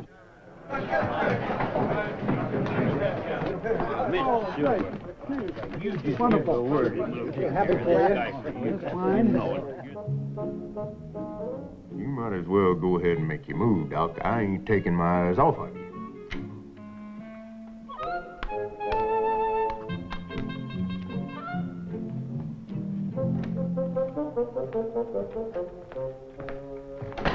Any answer from the Pinkertons?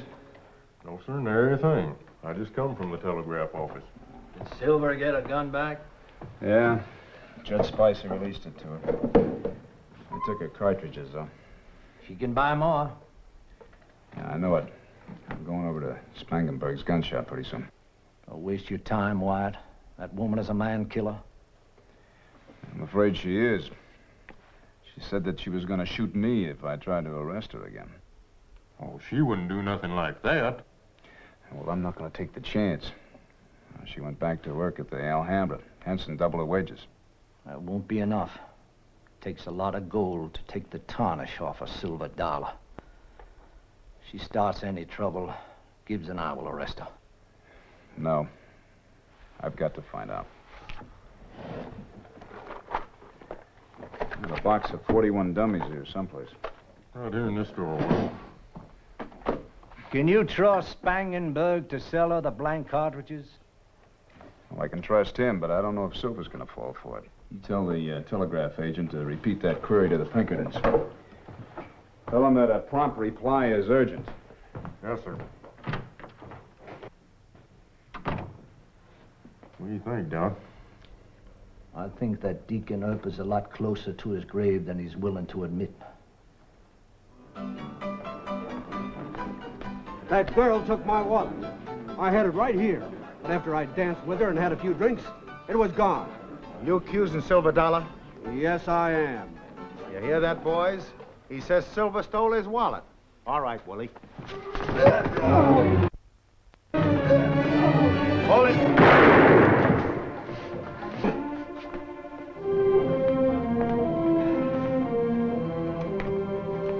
Oh, wait. What's your name? Clark. What seems to be the trouble? A girl stole my wallet. I had close to $5,000 in it. Silver dollar? Here. Where's her room? None of your business, Earp. I warned you once before. Now let's go take a look at her room.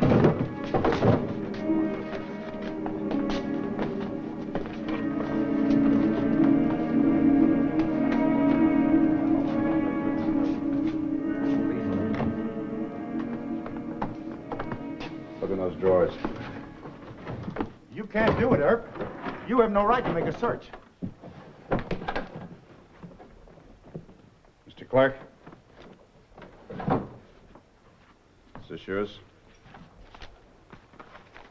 Yes, sir. It sure is, Marshal. But this don't prove nothing. You just saw at her because she wouldn't marry you. Maybe you're even trying to frame her. You keep on talking, you're going to lose some teeth yet. Count the money. What are you doing here? This is my room. You stole this man's money. That? I never saw it before. Earp planted it here, honey. You two gentlemen leave. I'd like to talk to Miss Silver alone.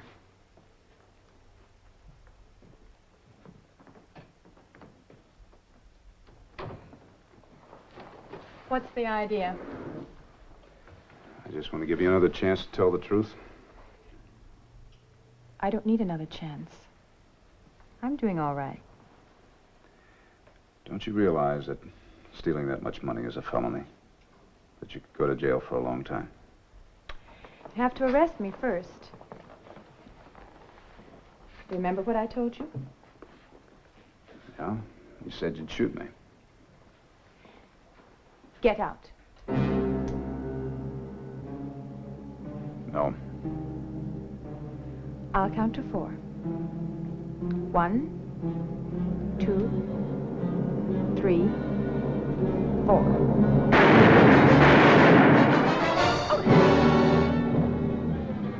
I wouldn't have believed it. Up until now. The world's full of men.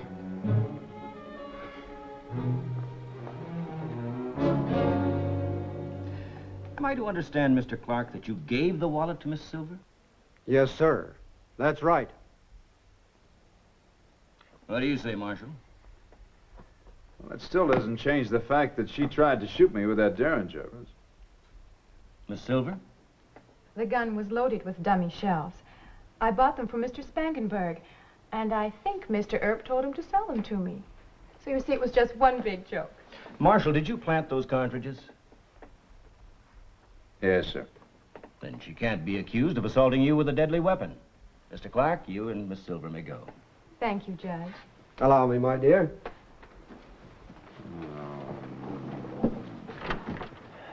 Well, of course, he changed his story. But if the Derringer had live bullets in it, you might have been killed. Yes, sir. And you can bet to the next time she'll use real cartridges. I don't know what to do. I can't run, and I sure can't have a shootout with a girl. Just can't understand how a sweet little thing like that could... Marshal, I'm going to issue an order to you and your deputies. Now, you stay away from Miss Silver and keep alive. You understand? Yes, sir.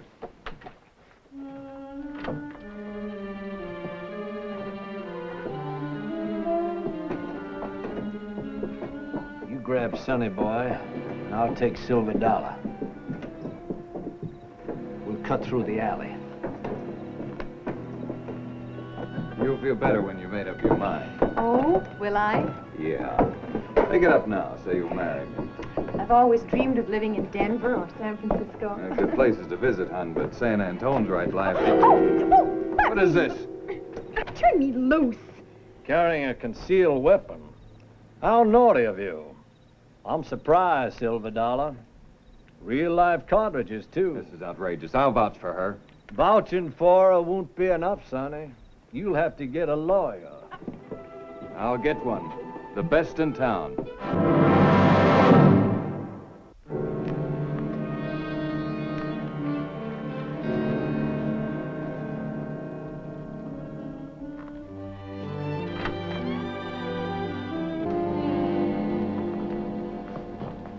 Oh, good evening, Miss Silver.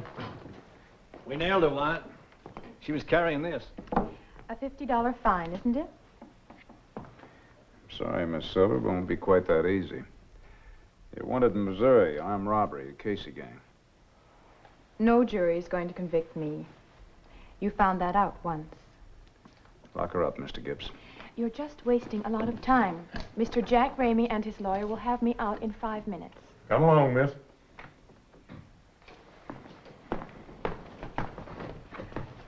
You know, I think I'll marry Jack. He's a nice, rich boy. Armed robbery. The Pinkertons haven't done justice to our girl. It's a horrible photo. And what's this? Silver Dollar's real name is Bridget Casey?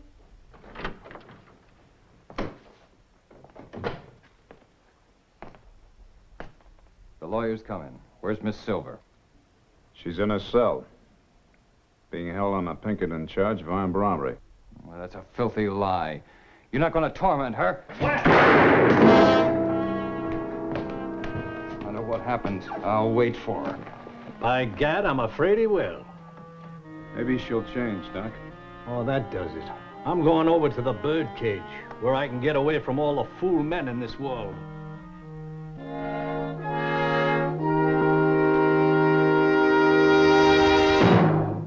Well, he cleaned up the country, the old Wild West country. He made law and order prevail.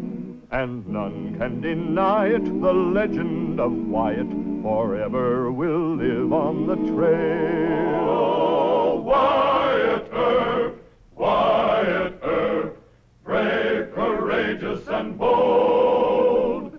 Long live his fame, and long live his glory, and long may his story be told. Long may his story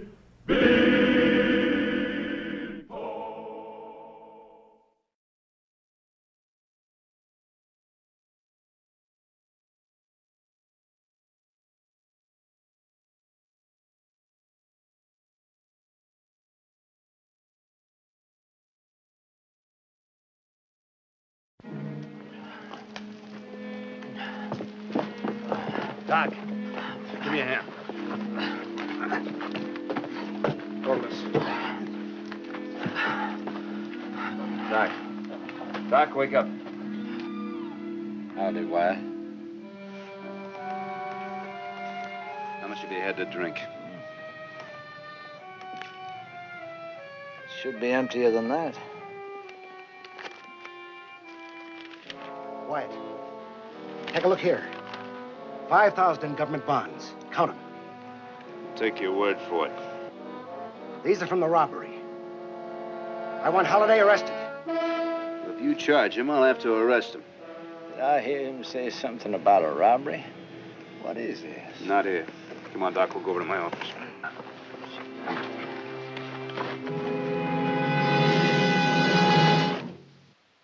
Oh, Wyatt Earp,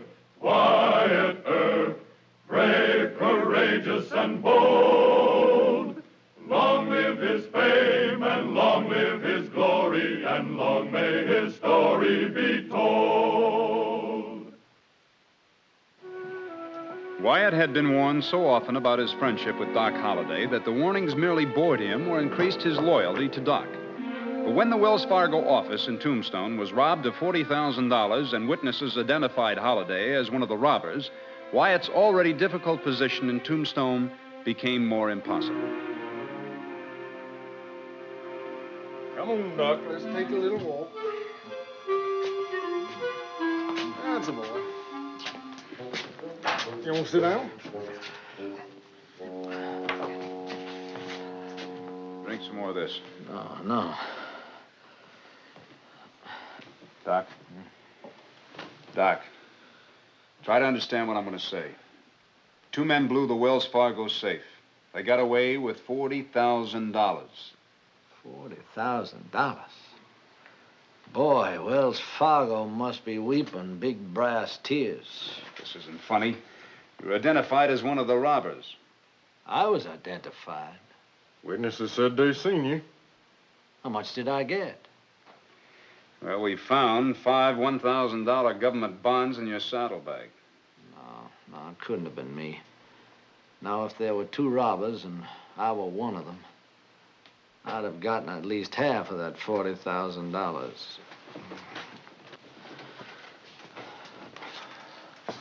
In fact, if I know myself at all, my share would have been more than half of that money.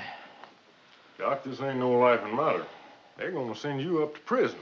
Yeah. Right now, I need a drink and some sleep. Well,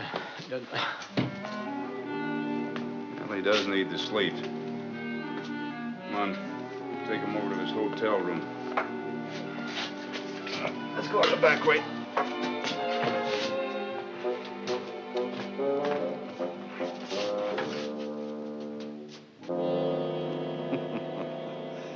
Yeah. Cost me $70 to put them clothes together. Yeah. Worth every cent of it. Putting some Mickey fins in Doc's liquor was smart, too. Why, he'll never know what happened. No, not until he wakes up. Then he'll get caught with them government bonds. Well, what's our next move, Ratsy? Hide the money. Then we go back to Tombstone. Tombstone? Not me. You and me. Both of us. I aim to sit right there in court till they send Doc to prison. Huh. I'm gonna laugh right in his face.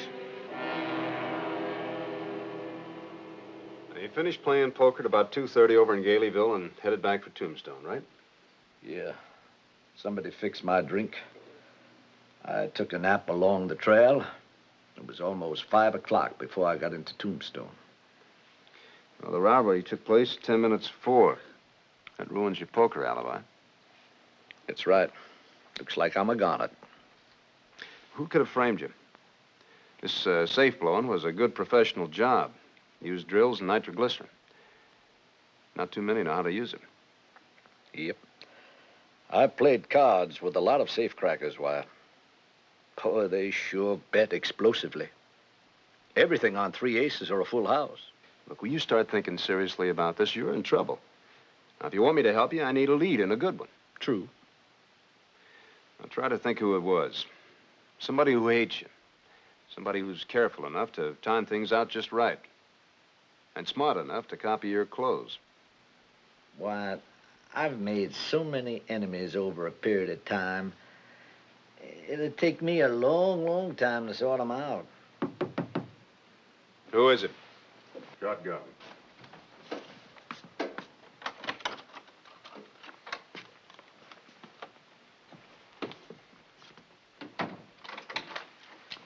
Doc Goodfeller says that it might have been Mickey Fenn's, but he says you're going to have to send it to Kansas City to get a chemical report. It'll take 2 or 3 weeks. Yeah. Mr. Thacker's all head up. He says you're going to have to keep Doc in jail. When's Judge Spicer get in? This evening, I think. Well, I can keep Doc incommunicado for 24 hours. It's none of Thacker's business where I have him. And old man Clinton's is sitting downstairs in the lobby waiting for you. He's mighty head up, too. Clinton? What about? Didn't say. Oh, Doc, Blinky Davis sent that there package to you. Said him and the boys all chipped in. They want you to get the best lawyer in town. Blinky said he'd supply all the witnesses you need. Blinky Davis, that wonderful conniver. Well, there must be $3,000 here, Wyatt. Every hoodlum in town must have chipped in. A love that passeth all understanding, Wyatt. I need a sharp lawyer and 10 good witnesses who don't care how they perjure themselves. You can't pull that on Judge Spicer. Well, they're trying to frame him. You can call me as a character witness. Thank you, Gibbs. Now, wait a minute. I'm a marshal and an officer of the court. You can't rig a defense. Doc, I told you before, this is not a funny matter. Now, you could get 20 years. Take it easy, Wyatt. I'm going to be my own lawyer. Shotgun, return this cash with my thanks. Well, if you say so, Doc. Wyatt, you better find out why old man Clanton's a raring so. Maybe he knows something. Maybe he does. You stay here with Doc. Don't let him drink anything. I want him to think about who framed him.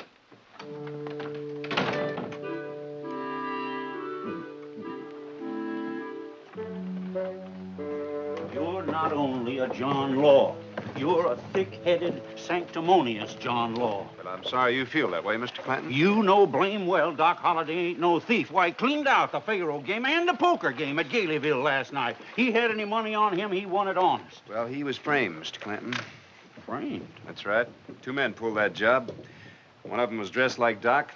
They spiked his liquor and planted stolen government bonds on him. Why, that's the lowest down trick I ever heard of. Doc's your friend. You letting them get away with this? I haven't got any leads yet. Typical John Law hogwash. I'm going to get a list of the names of the men that Doc has had trouble with. That may lead us somewhere. Yeah, you get them names, but don't bother with the killed ones, just the ones that got back on their feet and started hating him. Why are you so interested in Doc? Well, there's only 2 people in this town I got any use for, Miss Nellie Cashman and Doc Holliday. And I ain't letting no passel of safe-cracking hoodlums frame Doc. Doc has got more friends than he thought he had. You send me them names, and then keep out of my way. Go sit in the shade and polish that tin star. I'll do some real police work. Get out!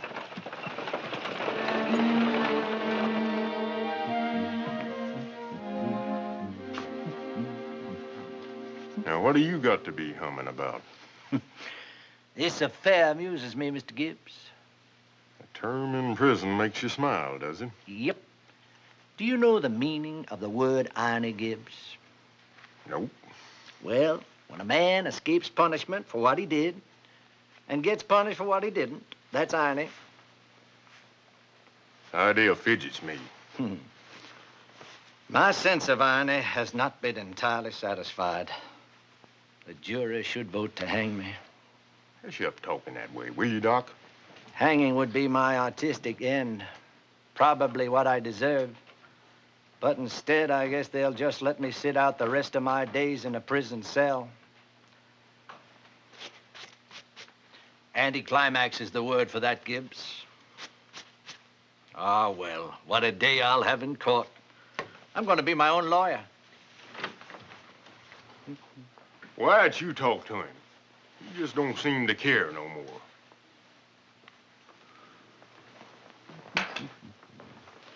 Wyatt, do you think that old man Clanton framed me?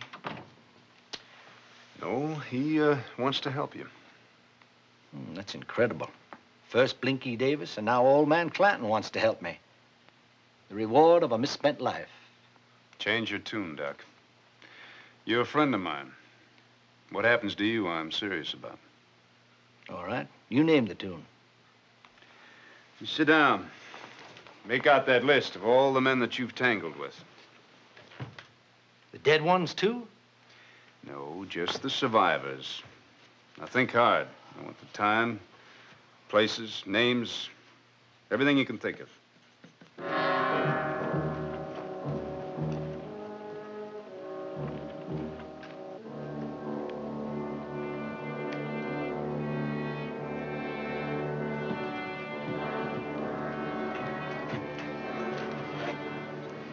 Look, we're here as cattle buyers. We check our guns and keep out of trouble.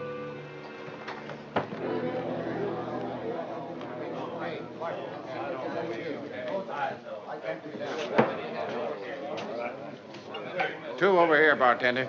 Right away. Let's see if there are any more. Yes. There's a bank robber by the name of Ratsy Melbourne. But he's kind of doubtful. Doubtful? Mm-hmm. I shot at him in Van Horn, Texas, about 4 or 5 years ago. Well, why doubtful? Well, I think he died. There wasn't time to make sure. Write him down. I'll take you on over to the jail. I don't want Thacker complaining. What are you going to do with this list? I sent a copy of it to Clanton. He'll know most of these hoodlums and where they are now. Come on. That's what I said. You know what I'm talking about. And you owe me $30. Are you calling me a liar? You're a liar and a horse thief.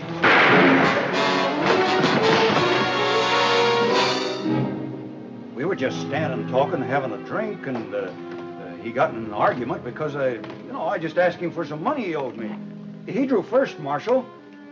Honest, he did. It was self-defense. That's what it was.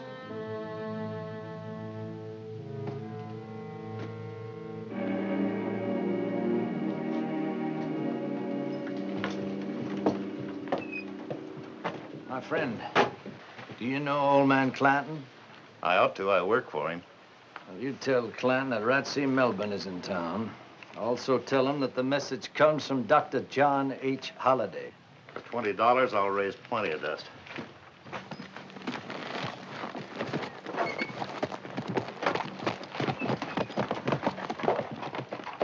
The other one died. I thought I told you to wait in the jail. You did? But I met an old acquaintance. Come on.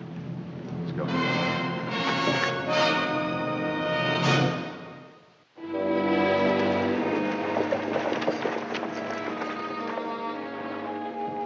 Evening, Wyatt. Howdy, Judge.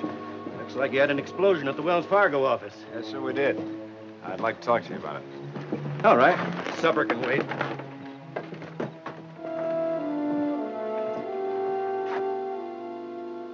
Wyatt, your friendship with Doc Holliday has been the one mistake of your career. Your friends have been worried about it for a long time. I know what you're going to say, and loyalty is an admirable trait. Well, Doc has been loyal to me. He saved my life in Dodge. Look, Judge, I'm going to ask you one simple favor. The continuance of the case for a few weeks. It's going to take time to trace Doc's enemies. I can't give it to you. For your own sake. Well, I don't care what people say. Let them talk. Well, I do. Now, this is a hoodlum town. And there are only a handful of decent people on our side. And if we give them the idea that the law is granting favors to Doc Holliday, we'll lose even the support of them. Doc Holliday goes on trial tomorrow. I took an oath to serve the law. Yes, sir, so did I. There's one other thing. Got Doc under guard in his hotel room. You know, he's a very sick man. Well, the court will stretch a point there. He could get out on bail anyway. Thank you, sir. Warn him not to try any tricks. Tricks? Cook up evidence, phony alibis, hoodlum testimony. Judge, the hoodlums gave Doc $3,000 to hire a lawyer and provided him with alibi witnesses. He gave the money back. Huh? That's a surprise, I must say. Well, Doc is a very strange man. He's lived with death for a long time. He's the one absolutely fearless character I know. I think he wants to be convicted. Why? His last grim joke on the law. Die in prison with his boots off. Chuckling.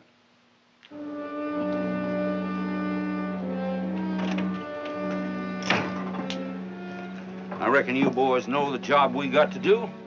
Ratsy Melvin framed Doc Holliday, and I aim to catch up with Ratsy and make him tell the truth. Wyatt Earp couldn't do that in 100 years. Takes the Clantons, by Joe, to see that justice is done. We're going to Tombstone. Doc? One moment. Now, sir? I just talked to Judge Spicer. You go on trial in the morning. All right. Your move. Wait a minute. Now, Spicer isn't going to be prejudiced, but he's going to be tough. That jury's going to be loaded with prominent citizens. Naturally. Then you hire a lawyer and keep your own mouth shut. I appreciate your advice, sir, but the answer is no. How you gonna get them folks all riled up? I wouldn't miss this for anything in the world. Too bad I can't win. It's your move.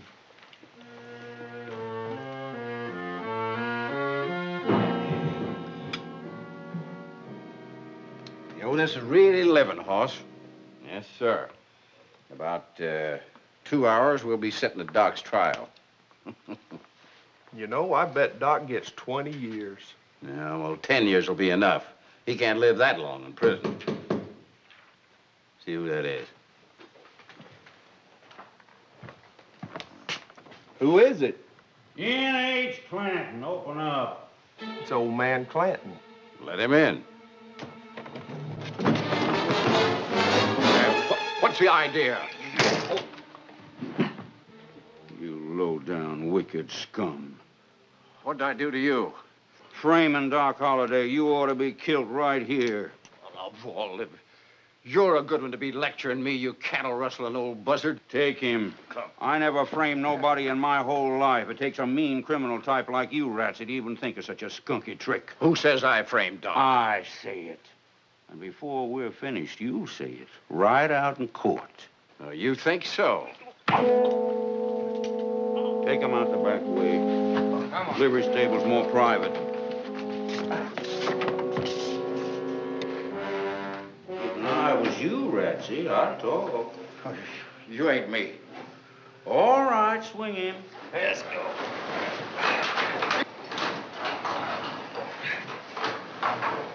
That's high enough. You can't get away with this. There's some law in Tombstone. Oh, sure, a buttonhead named Wyatt Earp's over at the courthouse now, trying to hang Doc Holliday for what you fellas done.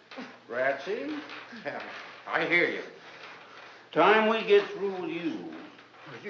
You can't torture us into confessing. It ain't legal. Legal? I ain't legal. That's how come I can do better police work than Wyatt Earp. You're bluffing. Bluffing? Well, now, I ain't dressed a hog since, could be 5, 6 years' worth. Might be a bit rusty, but anyhow, lower him down to hog dressing hide. That's good, that's good. Now, let's... No, I give up. Ratsy's getting the whole thing. All right, boys, let the horse down. We'll start on Ratsy.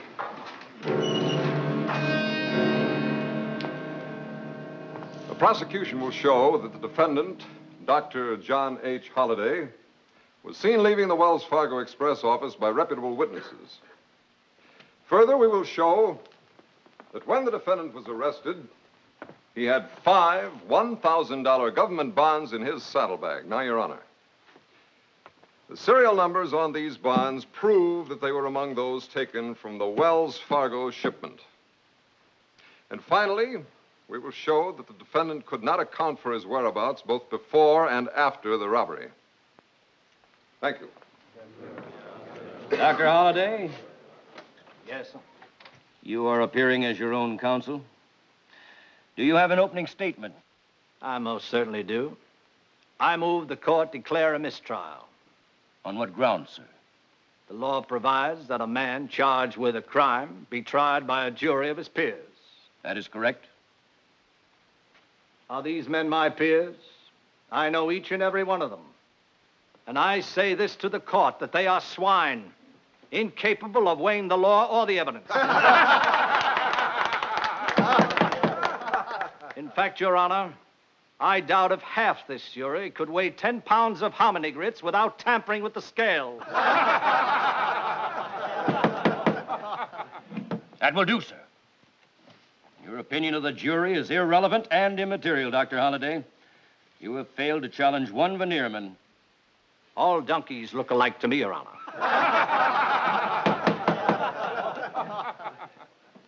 And speaking of donkeys, I should like to refresh the court's memory of what Peter the Great said about lawyers. The court is not interested. The judge is supposed to be a lawyer, and he should be interested. That's enough. Any further disturbance, and I will clear the court. When Peter the Great was visiting London, he said, "I have but 2 lawyers in my kingdom. I mean to hang one of them when I get home." You want him to hang you? The court will tolerate no more remarks from this defendant. An opening statement is to be confined to what the defendant believes he can prove. Now, is there anything you can prove in your own defense, sir? Yes, sir. I was framed, and I expect to prove it. Well, do you have any reputable witnesses to support your claim? I'll take their word against any witnesses for the prosecution. Indeed, sir. Your Honor, my defense depends upon the testimony of hoodlums. I wouldn't have it otherwise. A good, honest hoodlum is the noblest work of the devil. His lesser creations turn into judges and juries. Marshal Earp, clear the court.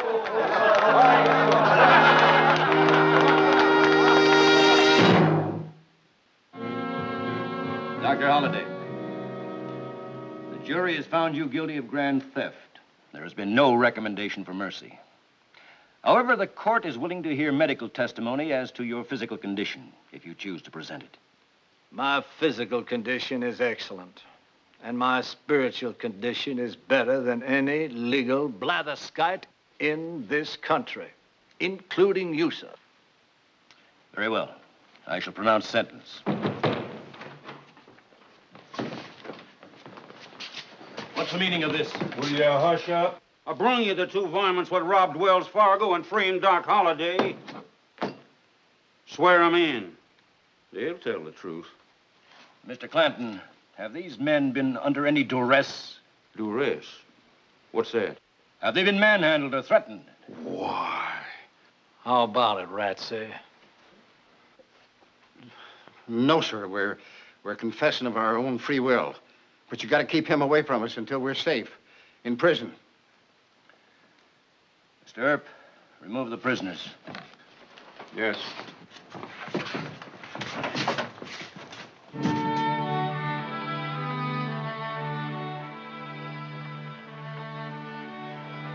Well, Doc, you had horseshoes in both your pockets.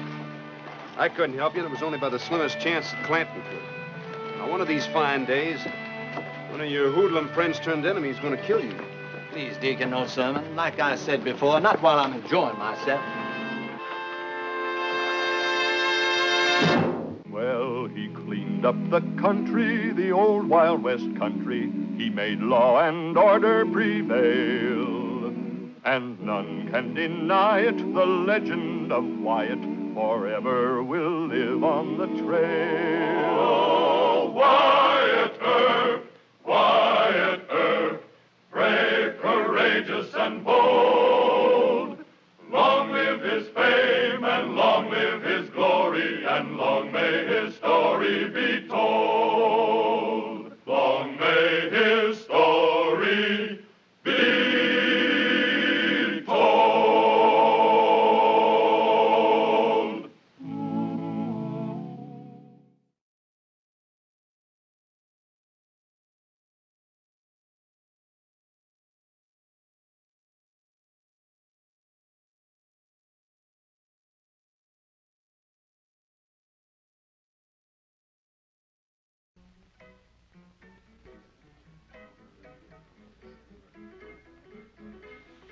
Thank you, honey.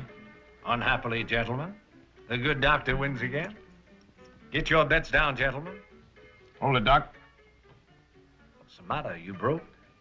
I want to look at that deal box. You do, huh? Well, you'll have to back up a request like that with a pair of 45s. I'm about to do that.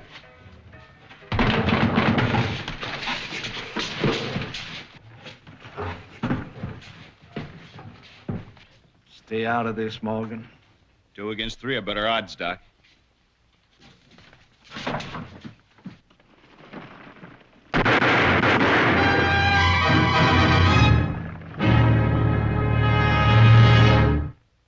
Oh, Wyatt Earp, brave, courageous, and bold. Long live his fame, and long live his glory, and long may his story be told. The Life and Legend of Wyatt Earp, starring Hugh O'Brien. Wyatt Earp, needing help, had signed on his younger brother, Morgan Earp, as his deputy. But a month later, it was a standoff whether Morgan was a help or a hindrance. My smart little brother. Hanging around saloons with dance hall girls. Hanging around gamblers, gunfights. One man dead, 2 hard hit. All 3 of them are coming for Doc. I think we have a case for self-defense, Marshal. Never mind that. I'm making a case for that badge. You're Morgan Earp and you're a deputy. Now, what Doc Holliday does, people expect, but they don't expect it from us. I was on my own time. I was off duty. Is the 10% ring ever off duty?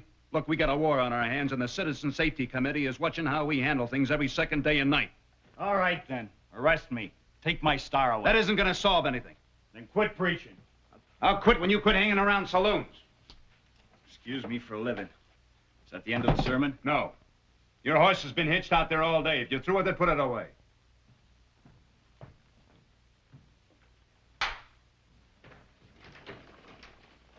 Now, that's your fault. I told you and Shotgun Gibbs we're going to have to watch after Morg. Deacon, you're addicted to milk. Your little brother likes an occasional drink of whiskey. A habit he picked up from you. Morgan also was fond of the ladies, but he didn't pick that up from me. Well, I guess I have to send him back to Prescott. Deacon, hasn't it occurred to you that all men do not care for milk? Aren't you willing to recognize the fact that most of us are susceptible to women? That's not the point, and you know it. You're setting too high a standard for Morgan. The boy is human. I might have known I wouldn't get any help from you. Just because I want to keep my brother out of saloon brawls, I'm accused of being a fanatic. That's right. The next thing, you'll want the poor boy to get married. And what's wrong with marriage? After all my tormented years with Mrs. Holliday, the very thought of it is ghastly. Yeah, well, you happen to be a special case. If he married a nice girl, it'd be the best thing in the world for him. Look, Doc, he is my kid brother, and I have to look out for him. Hey, wait a minute. Wait a minute, that new girl that works for Mrs. Abbott down at the Emporium. Who? Lucy, Tedder. What's wrong with her, and what's wrong with marriage? She's a perfect lady. She sings in the choir, and she's pretty, too. Now you're going to play Cupid, is that it? Why not? At least I can point him in her direction away from those daisies down at the dance hall. Sometimes I wonder how you hold on to that badge. Haven't you got sense enough to know that's the worst way to get him married? Well, Lothario, how would you do it? Well, if I wanted to betray the innocent lad, which I don't, mind you, I'd tell him to stay away from her. Stay away from her? That's right. What kind of fruit is the sweetest? Well, now, I don't know. What kind of fruit is the sweetest? Forbidden. Yeah, I see. Yes, sir. I see. Horse is put away. Anything else to rawhide me about? Yeah. From now on, you stay away from women. All women. And especially Lucy Tedder. Lucy Tedder? Who's Lucy Tedder? Oh, you know who she is. She's the new girl down at the Emporium. I didn't even know they had a new girl at the Emporium. Don't hand me that. I heard that you've been carrying on with her. What's the matter with him? A massive eruption of moral fervor. Well, I've had just about enough moral fervor for one day. Well, now, where do you think you're going? Over to the Emporium. I want to get a look at this girl I'm supposed to be carrying on with.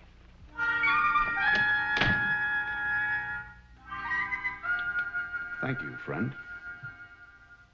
Wyatt, if that poor boy ever winds up in front of a preacher, I'll never forgive myself.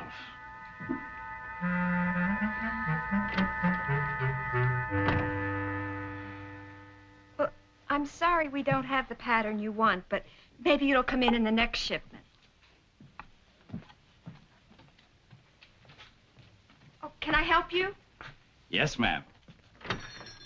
I'd like to buy this. Oh, well, it's $2. Shall I wrap it? Oh, I'll take it plain. You're Miss Lucy Tedder, aren't you? Well, yes. Why? Heard you were. I'm Morgan Earp. Oh, the marshal's brother? And his deputy. Oh. Well. Goodbye.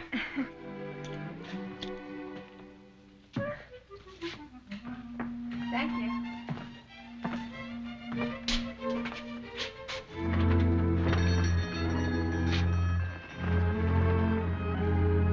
Goodbye again.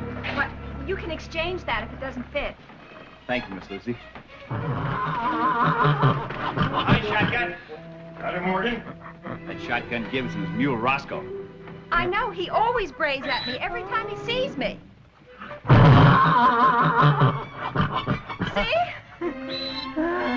Hush up, Roscoe. You just mind your manners. I'm telling you for the last time, you just keep your opinion on Miss Lucy Tedder to yourself.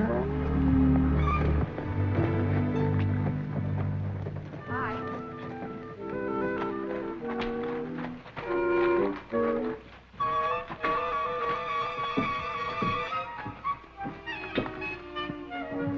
What? You told me to keep an eye on your brother Morgan. Well?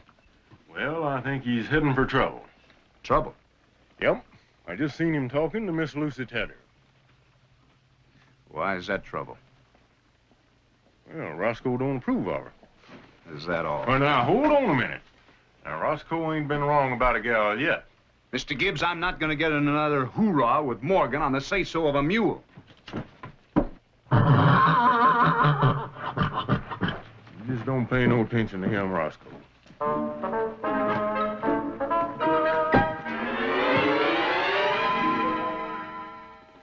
Morgan, please. Lucy, honey, I've been buying a new shirt every day for a week. Well, I know that, Morgan. Well, I can't afford it much longer, so let's get married. Married? Mr. and Mrs. Morgan Earp. Well, what would your brother say? Would he approve? What do I care? He's been big brother to me all my life. Getting married's my own affair, and yours. You love me, don't you? Well, I think so. I know, we'll elope. That's what we'll do. Well, Morgan, I have to think about it. How long? Well, 2 or 3 days, maybe. Getting married's a very serious thing.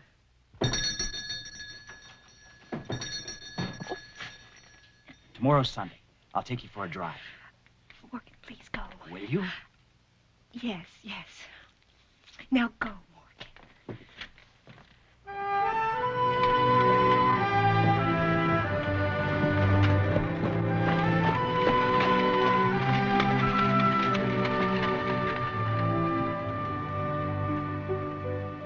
Oh, isn't that nice? A nice Sunday ride. Wyatt, I wouldn't dismiss Roscoe's opinion of that girl too lightly. Why? Well, a couple of nights ago, out back at the Emporium, I saw her talking confidential with Tom McLowry. Clanton's McLowry? It's the only one I know. That doesn't prove anything. Well, last night I was talking to an old saddle tramp. When the boy came walking by, taking her home, the saddle tramp said if I was wired up, I'd ride out to old man Clanton's place and ask me some questions about that girl. What questions? That's all I could find out. You found out plenty. I found out some more from Mrs. Abbott. Lucy's quitting the end of the week. Smells to me like an elopement. Why can't he keep out of trouble? Are you forgetting who got him into this? Don't worry, Wyatt. I'll ride out to old man Clanton's the first thing in the morning. You won't. I'll ride out there first thing in the morning. He's my brother. Well, don't just stand there. Go on. You'll find it in the southeast corner.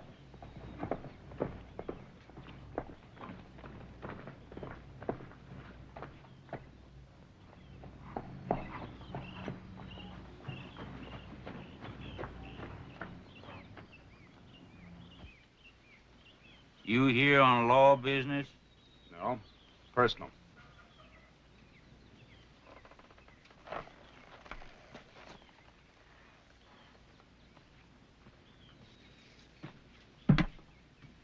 What kind of personal business? Love. Love? Between my brother Morgan and Lucy Tedder. Well, who's Lucy Tedder? I was hoping you'd tell me. She knows Tom McClary, so she must have some connection with your outfit. If she does, I'd consider it a favor to know about it. Why should I do you a favor? Because I don't want personal matters causing trouble. Now, what if she is really mixed up some way with one of your hoodlums? Well, now, you got a crust syrup using the word hoodlum right here on my own porch? Forget it. Hold your horses now. How soon you want this information? Today. Right off and in a hurry. So I gotta drop everything. Just like you was a friend of mine, which you ain't. Now, don't start acting like a John Law, sonny. If there's anything against Lucy Tedder, I'll ride in and tell you. Thank you, Mr. Clanton. But not as a favor, you understand? I'm only doing this to save me some trouble, like you say.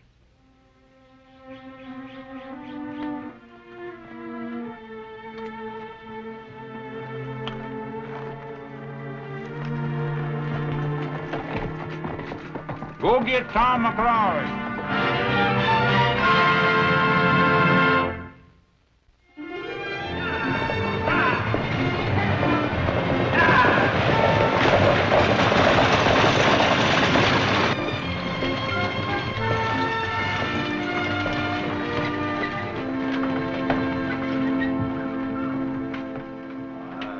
Howdy, Virgil. Howdy, Morg.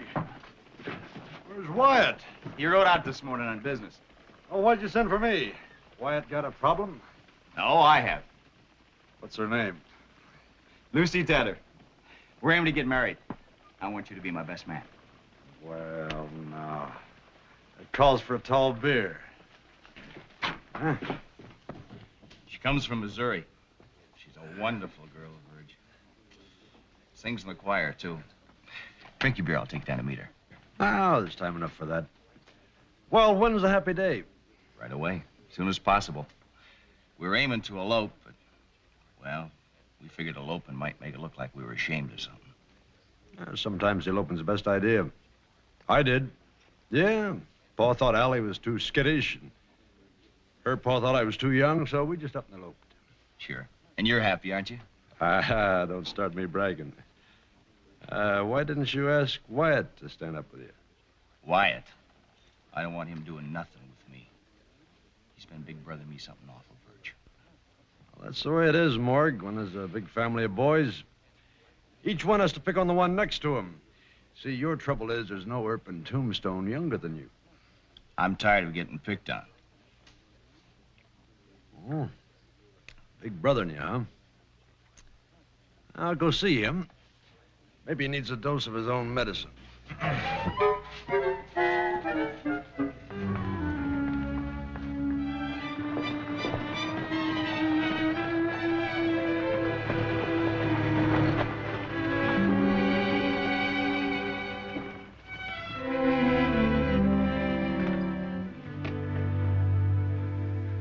Well, Virgil, it's the messiest desk I ever saw. What kind of a greeting is that? Hey, what are you doing down here? You always wear your hat like that? What's wrong with my hat? You look like a dude. Why don't you wear it more on the back of your head? Because I don't like to wear it on the back of my head. Come on, get out of that chair, will you? I got some work to do. That's your horse out there? What about it? You shouldn't be riding a plug like that, Wyatt. Why didn't you say something? I'd have brought you down a good horse. That happens to be the best horse in this part of the country. Hey, look, what's the idea of coming in here and big brother me like I was 10 years old? If that's the way you're going to act, you can get on the stage and go on back to Prescott. Howdy, Wyatt. That's better. I was just giving you a little taste of what you've been dishing out to Morg. Oh, so that's why you're here, huh? He sent for you. Yeah. He wants me to be his best man. He thinks you don't like his girl. I'm not so sure I do. I don't hold with families interfering between young couples.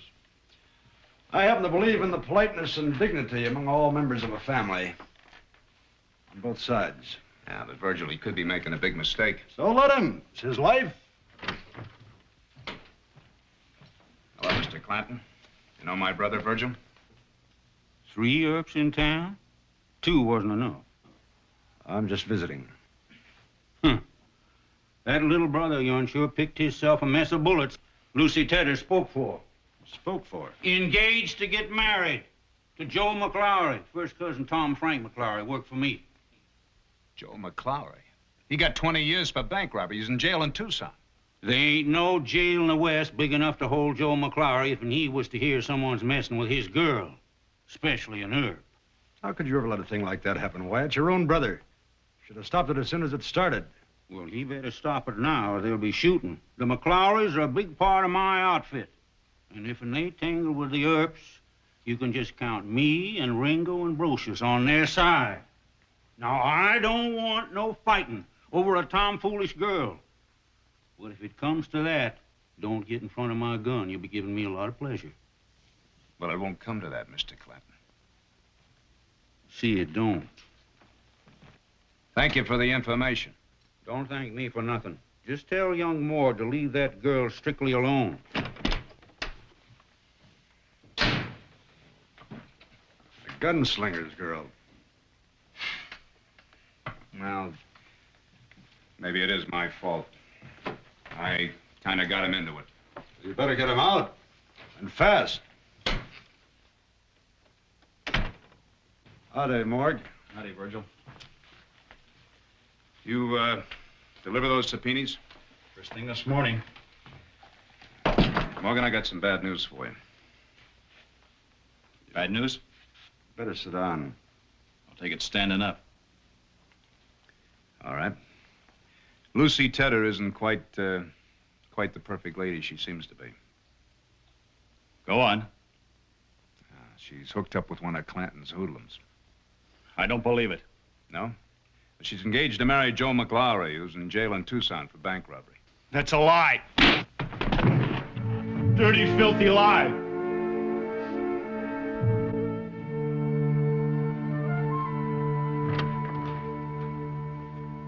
Sir, that's what I like. Nice, close-knit family. Did they hurt you?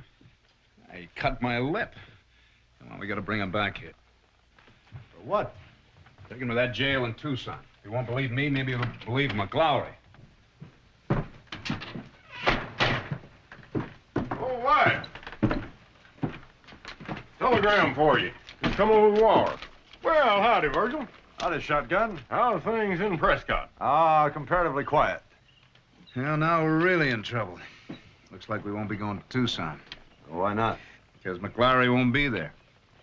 They were transferring him yesterday to the territorial prison in Yuma. Killed a guard, and stole a horse, got clean away. Joe McLaury. Well, I never even heard the name before. I knew Wyatt was lying. What did he say? He said you were engaged to marry him. You just wait till I see that brother of yours. He'll get a piece of my mind. Well, you're not gonna see him. We're eloping. Tonight. Tonight? I'll be back at 9 o'clock. You leave the door open. Morgan, are you sure? I'm crazy about you. Don't you know that? Morgan.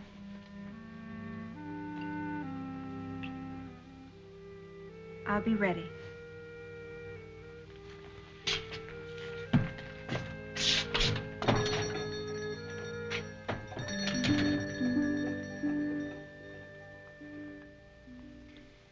us Earps shoot Joe McClowry, we'll have a full-scale war on our hands. Looks like I'm elected. No, you're not elected. I don't want him shot. I want him arrested. Unharmed. Well,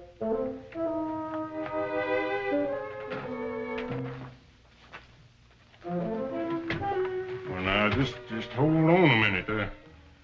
Now, I ain't again taking him for you, Wyatt. But if he gets the drop on me and I cash in, who's gonna look out after my dependent? What dependent? Well, Roscoe, of course. Shotgun, if anything should happen to you, I personally will see to it that that mule of yours has his own private pasture the rest of his long-eared life. Well, thank you, Virgil. That's mighty kind of you. Oh, wait a minute. I'll take my chances with Clanton. I got Morg into this, so I'll get him out of it.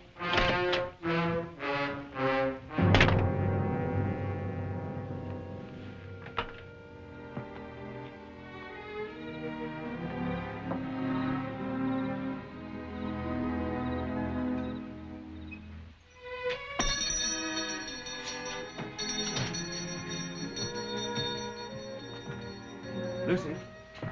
Lucy.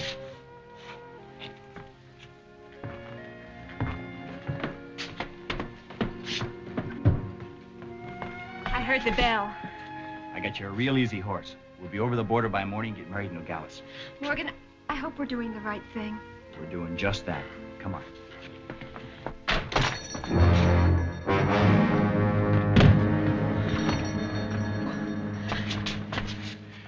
Going somewhere, Lucy?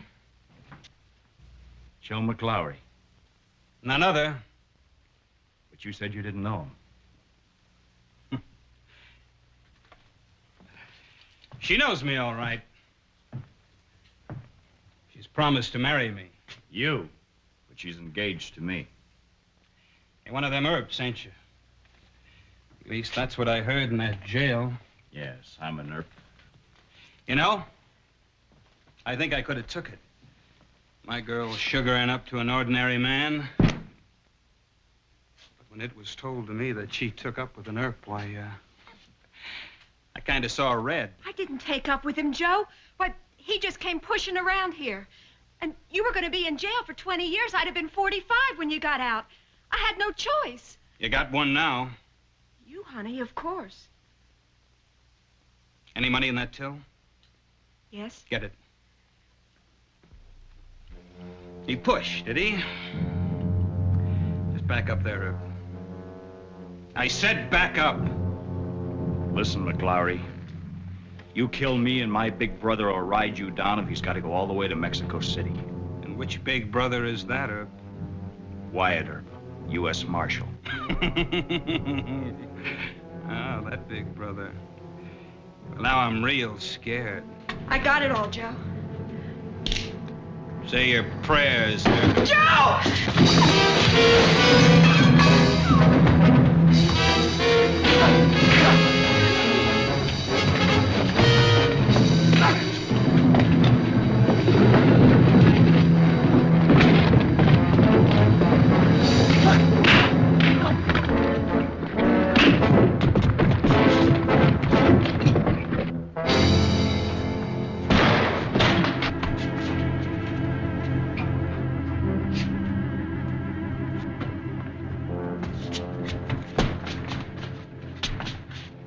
There now, sweethearts reunited.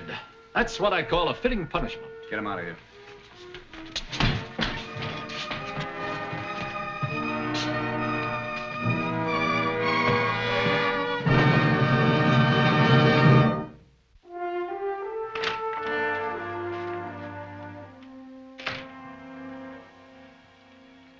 What are you doing here? You're supposed to be off duty.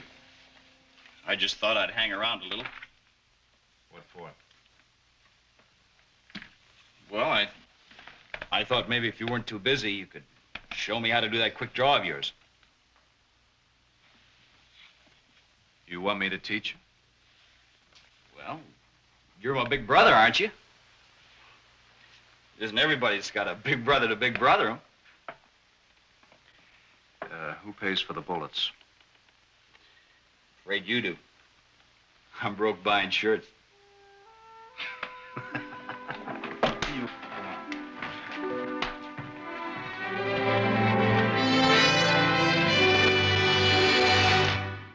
Well, he cleaned up the country, the old Wild West country. He made law and order prevail. And none can deny it, the legend of Wyatt forever will live on the trail. Oh, Wyatt Earp, Wyatt Earp, brave, courageous, and bold. Long live his fame, and long live his glory, and long may his story be told. Long may his story be told.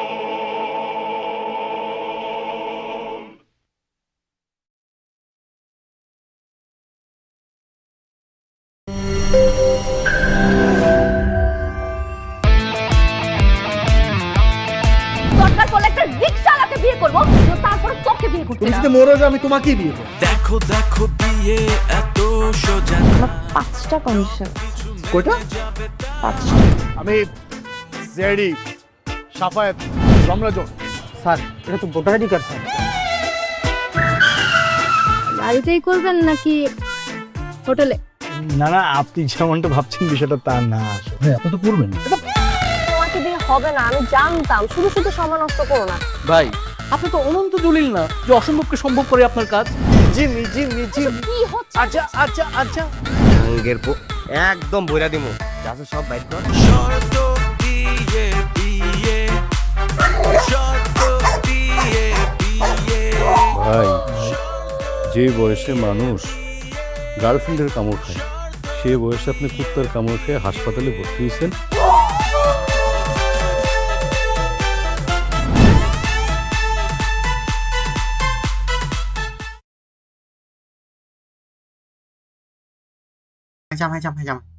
Hai trăm láp Nguyên Perfect sai lần Giáo em Chợ Sự gì ha Phía chứ cho Ngay Có tờ heo 210 láp 42 tỷ 2 triệu một lần. Có chờ nhầm. Ôi không.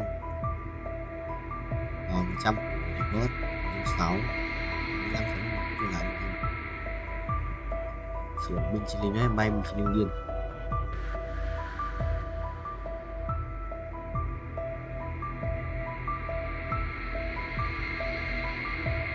Chương 8 này làm chi?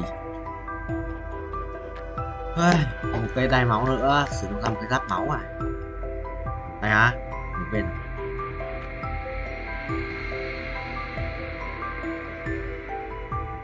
Anh không muốn như em nghĩ.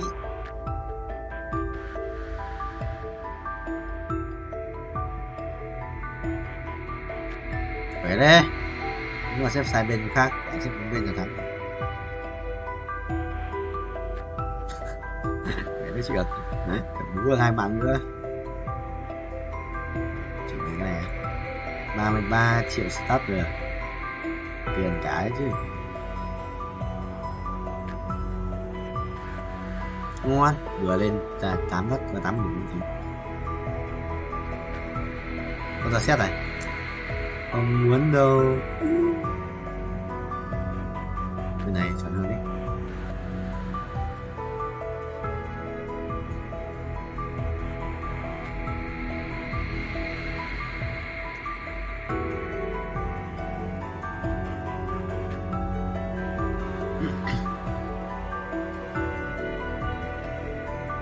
Ra xin ra rồi. Ngon này.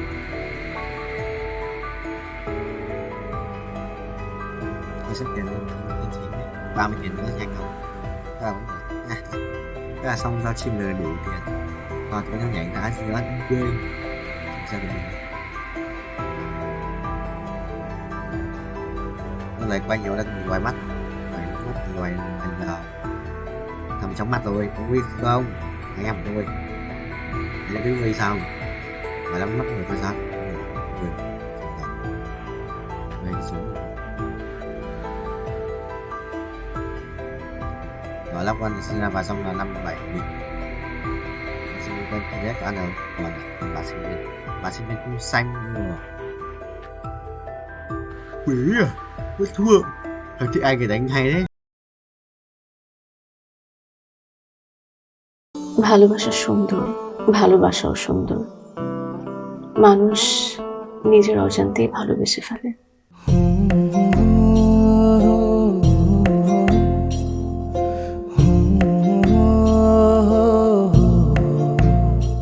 আমার মনে হয় কি জানেন, আপনার মতো জানাশোনা কাউকে না আমার বিয়ে করা উচিত। এটা কি উপলক্ষে? ম্যাডাম, ফুলটা গ্রহণ করুন, তারপরে বলতেছি। ভোটার আইডি কার্ডে যার স্বাক্ষরের জায়গায় টিপসই দেয়, এখানে কেউ doctor.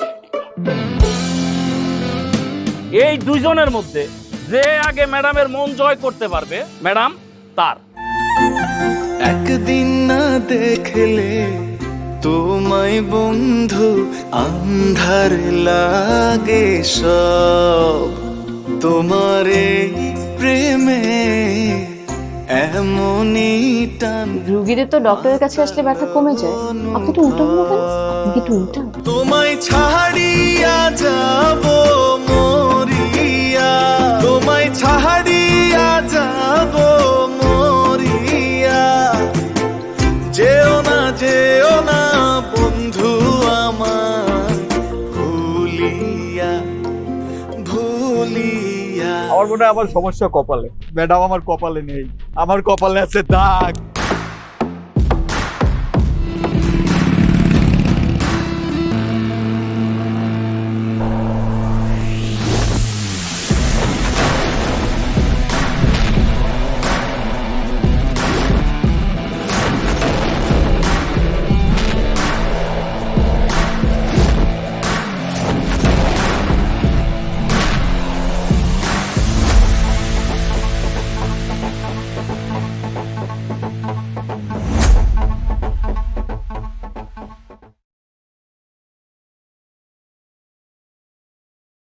Một video 1 ngày 5 tháng 7 2024 bên Cheyenne Metro White.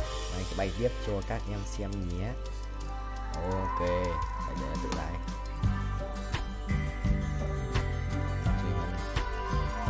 Anh sẽ khiển một chút. Mình sẽ kiếm được 50 củ để 50 củ để luôn tiếp lên chiến sĩ nhất. Ê, nếu lái được thẳng quá, trốn mua. Lái thẳng rồi. Chi xong rồi phải không? Mày à, hù tỏ. Đùa, mày đùa. Thôi, thầy kệ cho mày tự đi. Truyền thuyết tăng trưởng mày.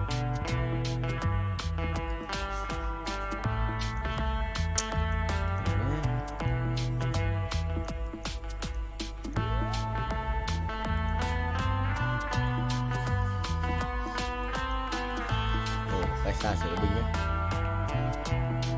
Ok, thật ra được 3 cùng 47 chỉ không? Cộng 3 với 17 nhân trừ 20%. Tầm chơi được 20%. Đây là nạp chút năng lượng trôi qua bản thân.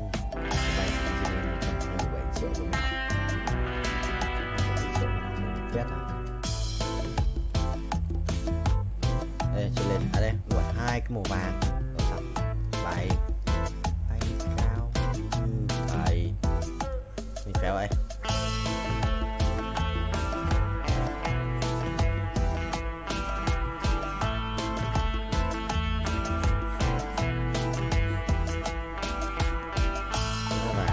Sao?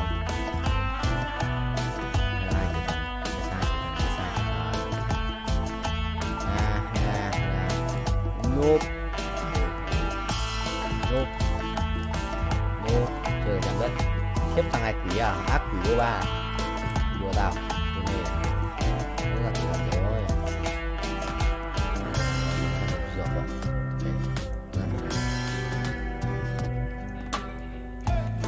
Chết rồi. Đi kìa. 2 phút rồi. 2 phút hơn của pháo. Mày. Đấy. Mày. Cộng 10 cho thầy.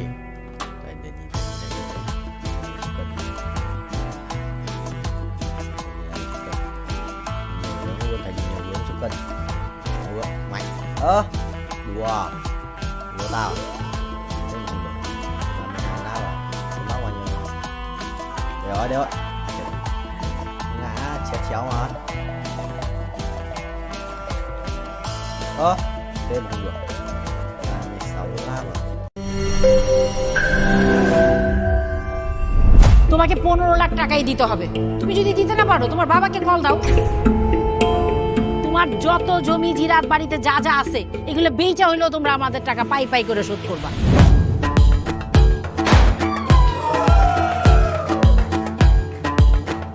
একটা ব্যাপার কি খেয়াল করছো? শহরে কিন্তু দুইটা রূপ, রাতের এক রূপ, দিনের আর এক। বেঁধেছি ঘর হৃদয়ের পর গাঢ় সবুজ ওই গহীন বনে। আরে ব্রো, সবসময় চিল থাকতে হবে, কিচ্ছু মাথায় নেওয়া যাবে না। ভালোবাসা হচ্ছে একজন আরেকজনের উপর ভরসা করে, একজন আরেকজনের হাতের উপর হাত রেখে এই জীবনটা কাটিয়ে দেয়। কিছু মানুষ এই রাত জেগে থাকে আর টাকার বিনিময়ে সুখ খোঁজে। বসুন। এখন তো সিরিয়াস হওয়া উচিত, তাই না? আমি তো কোথাও যাচ্ছি না পার্টি করতে। তুমি কেন যাচ্ছ? কেন বন্ধ করতে পারতেছো না বলো তো?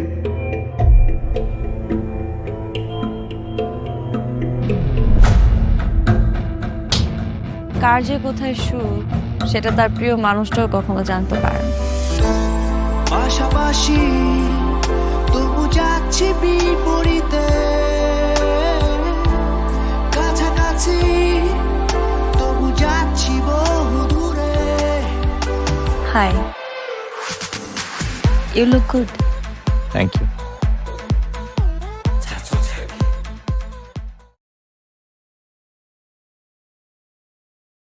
Thầy lại. Mày thắng. Nghe cái chiều nó. Mày thắng. Mày 10% nữa. Mày ngã.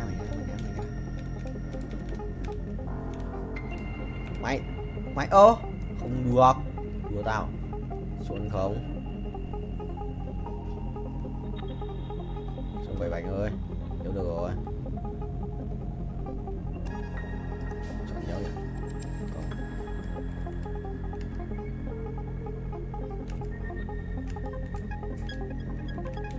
Không được rồi. Mày lại lệch cái này. 10 đây. Đó. Nhớ được tiếp à? 3 củ 59 là xem được bao nhiêu nhá. 3%, 4 và 66 cũng được. Át này. Sẽ át từ này rồi. Ê, chơi xong rồi, đánh trùng bài rồi, thằng này ấn tử thần ạ. Không sao thầy ơi, mình dồn trước là được. Sử thanh hóa. Bắt đầu nói bà. Xong rồi, xoay bài tự động. Đấy mới không. Chuẩn chỉ đấy, chuẩn chỉ mà, xoay bài tự động.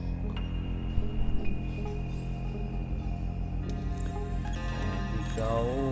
Bình chi linh gọi thầy ơi. Nhót không? Nhót, đét. Cho tao. Ngao vậy. Vẫn đang mày, anh vẫn đang nhảy. Thắng mà. Let me show you darkness. Sai đều. Thầy lái vô á, sao? Captain Vietnamese. Captain Việt Nam. Máy. Capture. Chuẩn không vậy bạn ơi? Chuẩn. 2 lần này. 2 lần.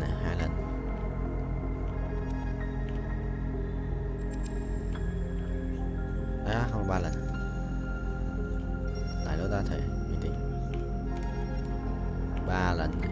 3 lần 1 lần là 4 này. 5 lần này. 5 lần. 6 lần. 6 lần.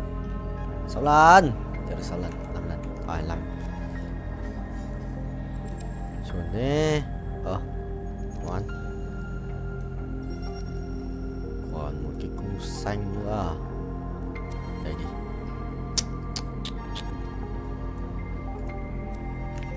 Cung bài gọi là gì nhỉ?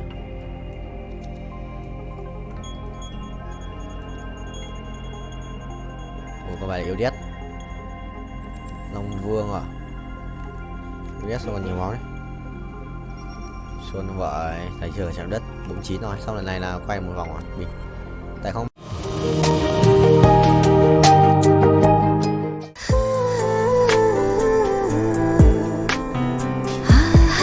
আপনি কিন্তু দেখতে যথেষ্ট সুন্দরী একজন মানুষ,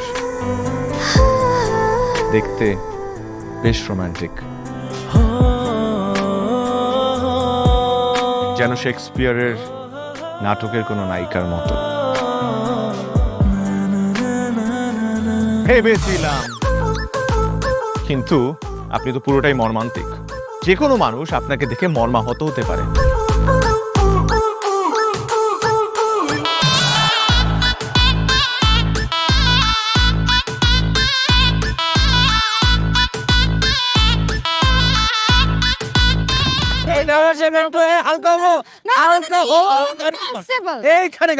আমার হালকা হতে 1 মাস সময় লেগেছে। আপনার 1 মাস সময় লাগে? আমার হালকা হতে তো 1 মিনিট লাগে।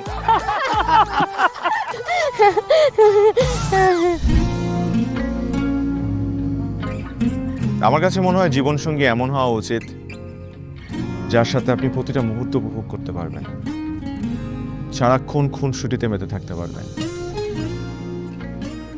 এবং তার মনে এমনভাবে বসবাস করবেন যে আপনার দিকে সে একটাবার তাকালেই বলে দিতে পারবে যে তার বেঁচে থাকার কারণই আপনি। পথে চলতে চলতে কথা বলতে বলতে কখন যেন হলে আমার জানি গল্পে গল্পে মিশে অল্পে অল্পে আমিও হয়ে গেছি তোমার। ছোট ছোট ভুল ফুটে হলো ফুল যে তোমাকে পেলাম, গুটি গুটি পাই স্বপ্নের নাই আমি ভেসে গেলাম। আপনি কি মনে করেছেন একজন মানুষ আমার জীবন থেকে চলে গিয়েছে এবং আপনি সেই সুযোগটা কাজে লাগিয়ে আপনার ফিলিংস গুলো আমার কাছে এক্সপ্রেস করবেন আর আমি সেটা হ্যাপিলি অ্যাকসেপ্ট করে নিব? এই হচ্ছে আপনার বন্ধুত্বের নমুনা? রোদের পাখি তোর শহরে আমার মনের স্বপ্ন ঘিরে, ওরে পাখি ওরে সারাক্ষণ তোর শহরে বৃষ্টি হলে ভিজে আমার মন।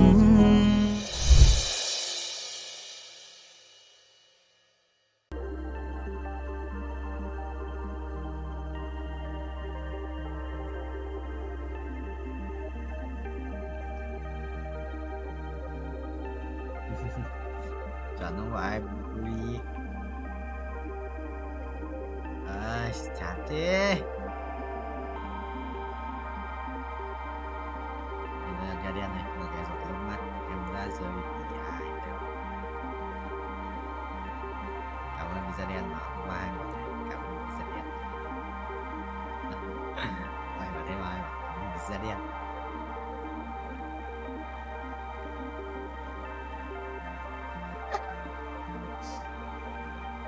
Đây.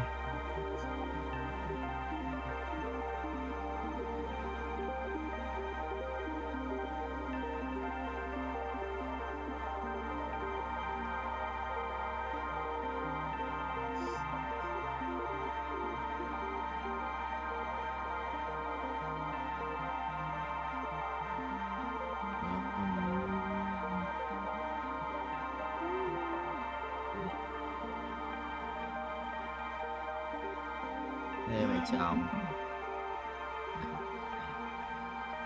Không. Mình nghe không được.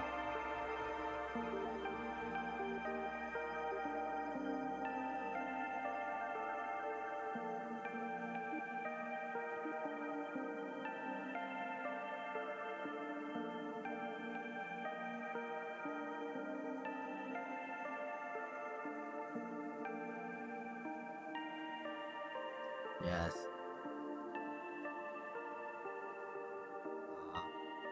Mọi người nghe các bạn nói à? Các bạn bàn chuyện vui quá thì em mở một giây sao? On đâu đâu on à? Quá. Bên này đi, chán quá, bao mất máu. Ok. Keep silent. Keep silent.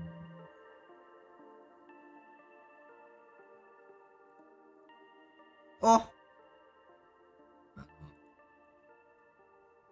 That's how like Walker. That's how. That's how life work. Hả?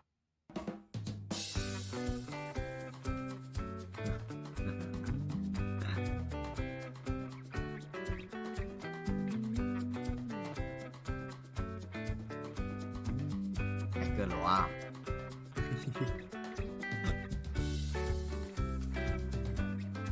Ui xét này.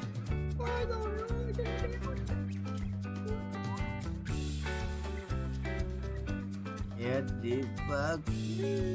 Xét này ta xét rồi. Không, xong. Với cặp bách được mèo. Bên trong bu thả 16 máu. 16 máu.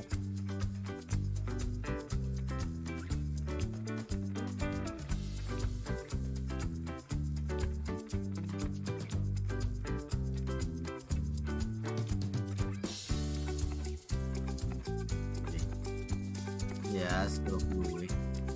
Kéo ở đây. Ô, giáp máu ánh sáng này. Tôi xét không?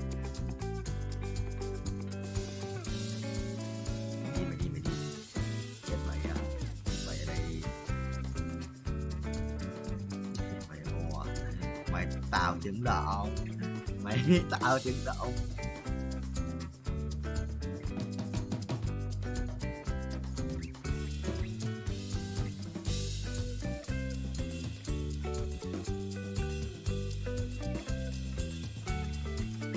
Lắp được gì rồi.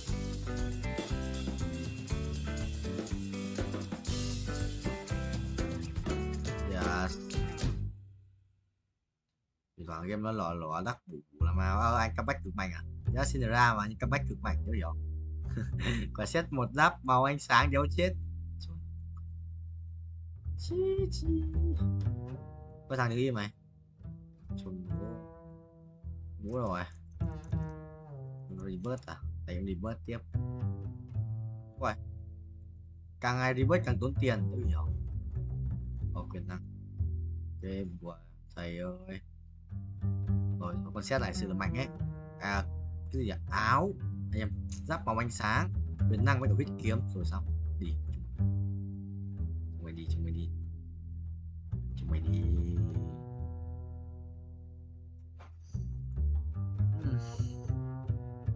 Để phát chết hết bộ này không? Đồ xịn điết. Set 1 thôi, set 2 thử chết hết đấy. Bế luôn con đấy. Mày đi. Tàu điên. Có set quỷ điên. Vật Ken làm giáo nguy cơ. Thôi thua. Thua không? Đéo thua. Thua. Một chết. 5 máu, giờ chết. Phải chưa thì cũng rồi. 8 cái, đập bú quân acid rồi. 36 không chơi được. Nó là quan hẳn. Mua ra xét này. Con này.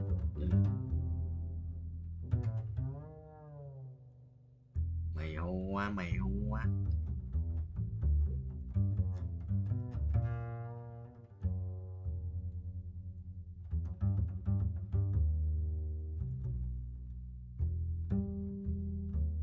Đó là gì à?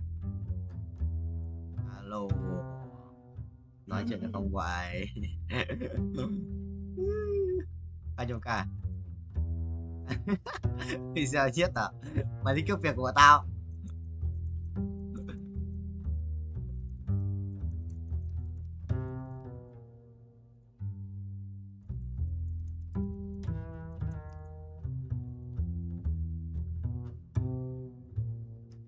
Về auto bro. Cốt rồi, vẫn thua.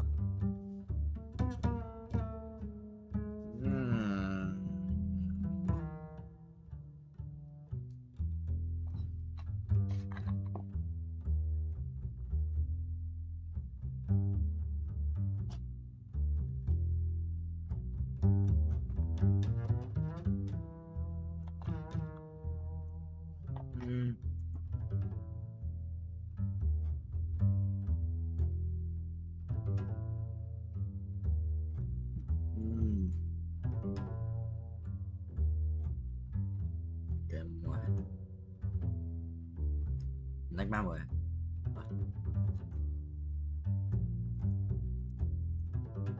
Rồi heo. Chán rồi. Chán rồi. Chán rồi.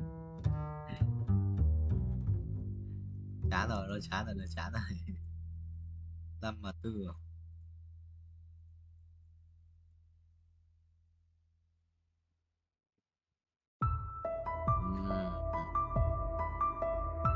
Thôi nhưng mà chắc là hết một lúc rồi, chúng chán rồi.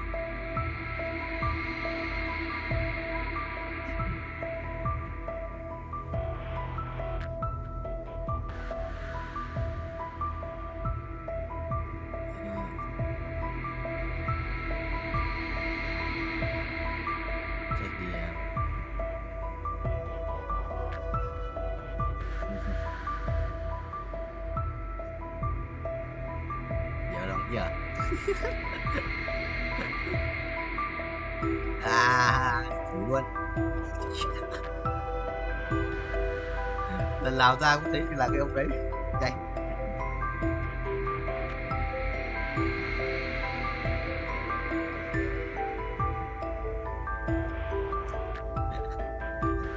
Cho ăn cơm. Giống khi mà lại đôi khi quên à.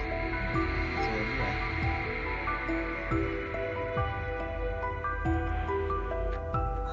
Không.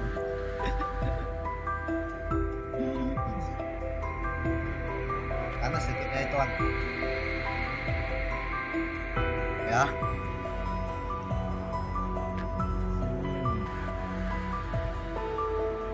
Ở chưa? Sao? Có sự kiện toàn phải yếu à?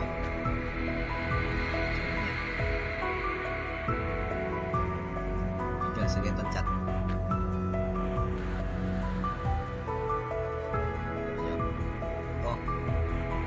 Nhớ xử lý sự làm mà ra chỉ được xử lý quốc ít chim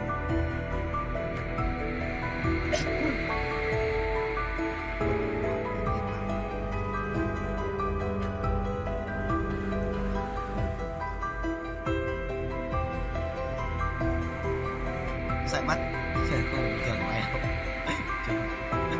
bình thường mày đâu.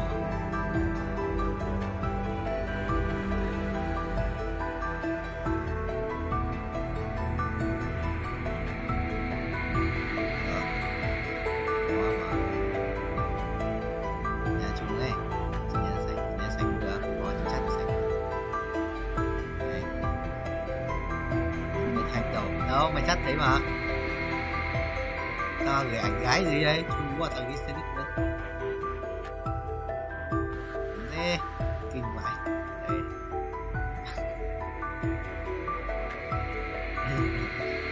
Đây. Không biết tỏ cường mình. Mình ngủ trên lâu ấy. In vai luôn ở đây được không? Mình có được in vai không? Được. Có cái bạn có được in vai không? Cái gì nhỉ? Tên là gì? Tên là cái gì? Đâu nó hiện rồi mà. Nó hiện nó ấn mất rồi mà. Ấn cấn nó vào. Rồi voi đây. Rồi voi. Nốt. Sao anh cần quạch nhau thì tao up lên nhé anh nha. Anh cần quạch nhau.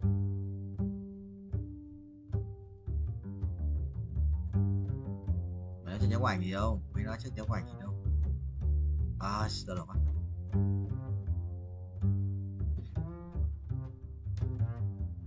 Thích chờกูtìm được mày.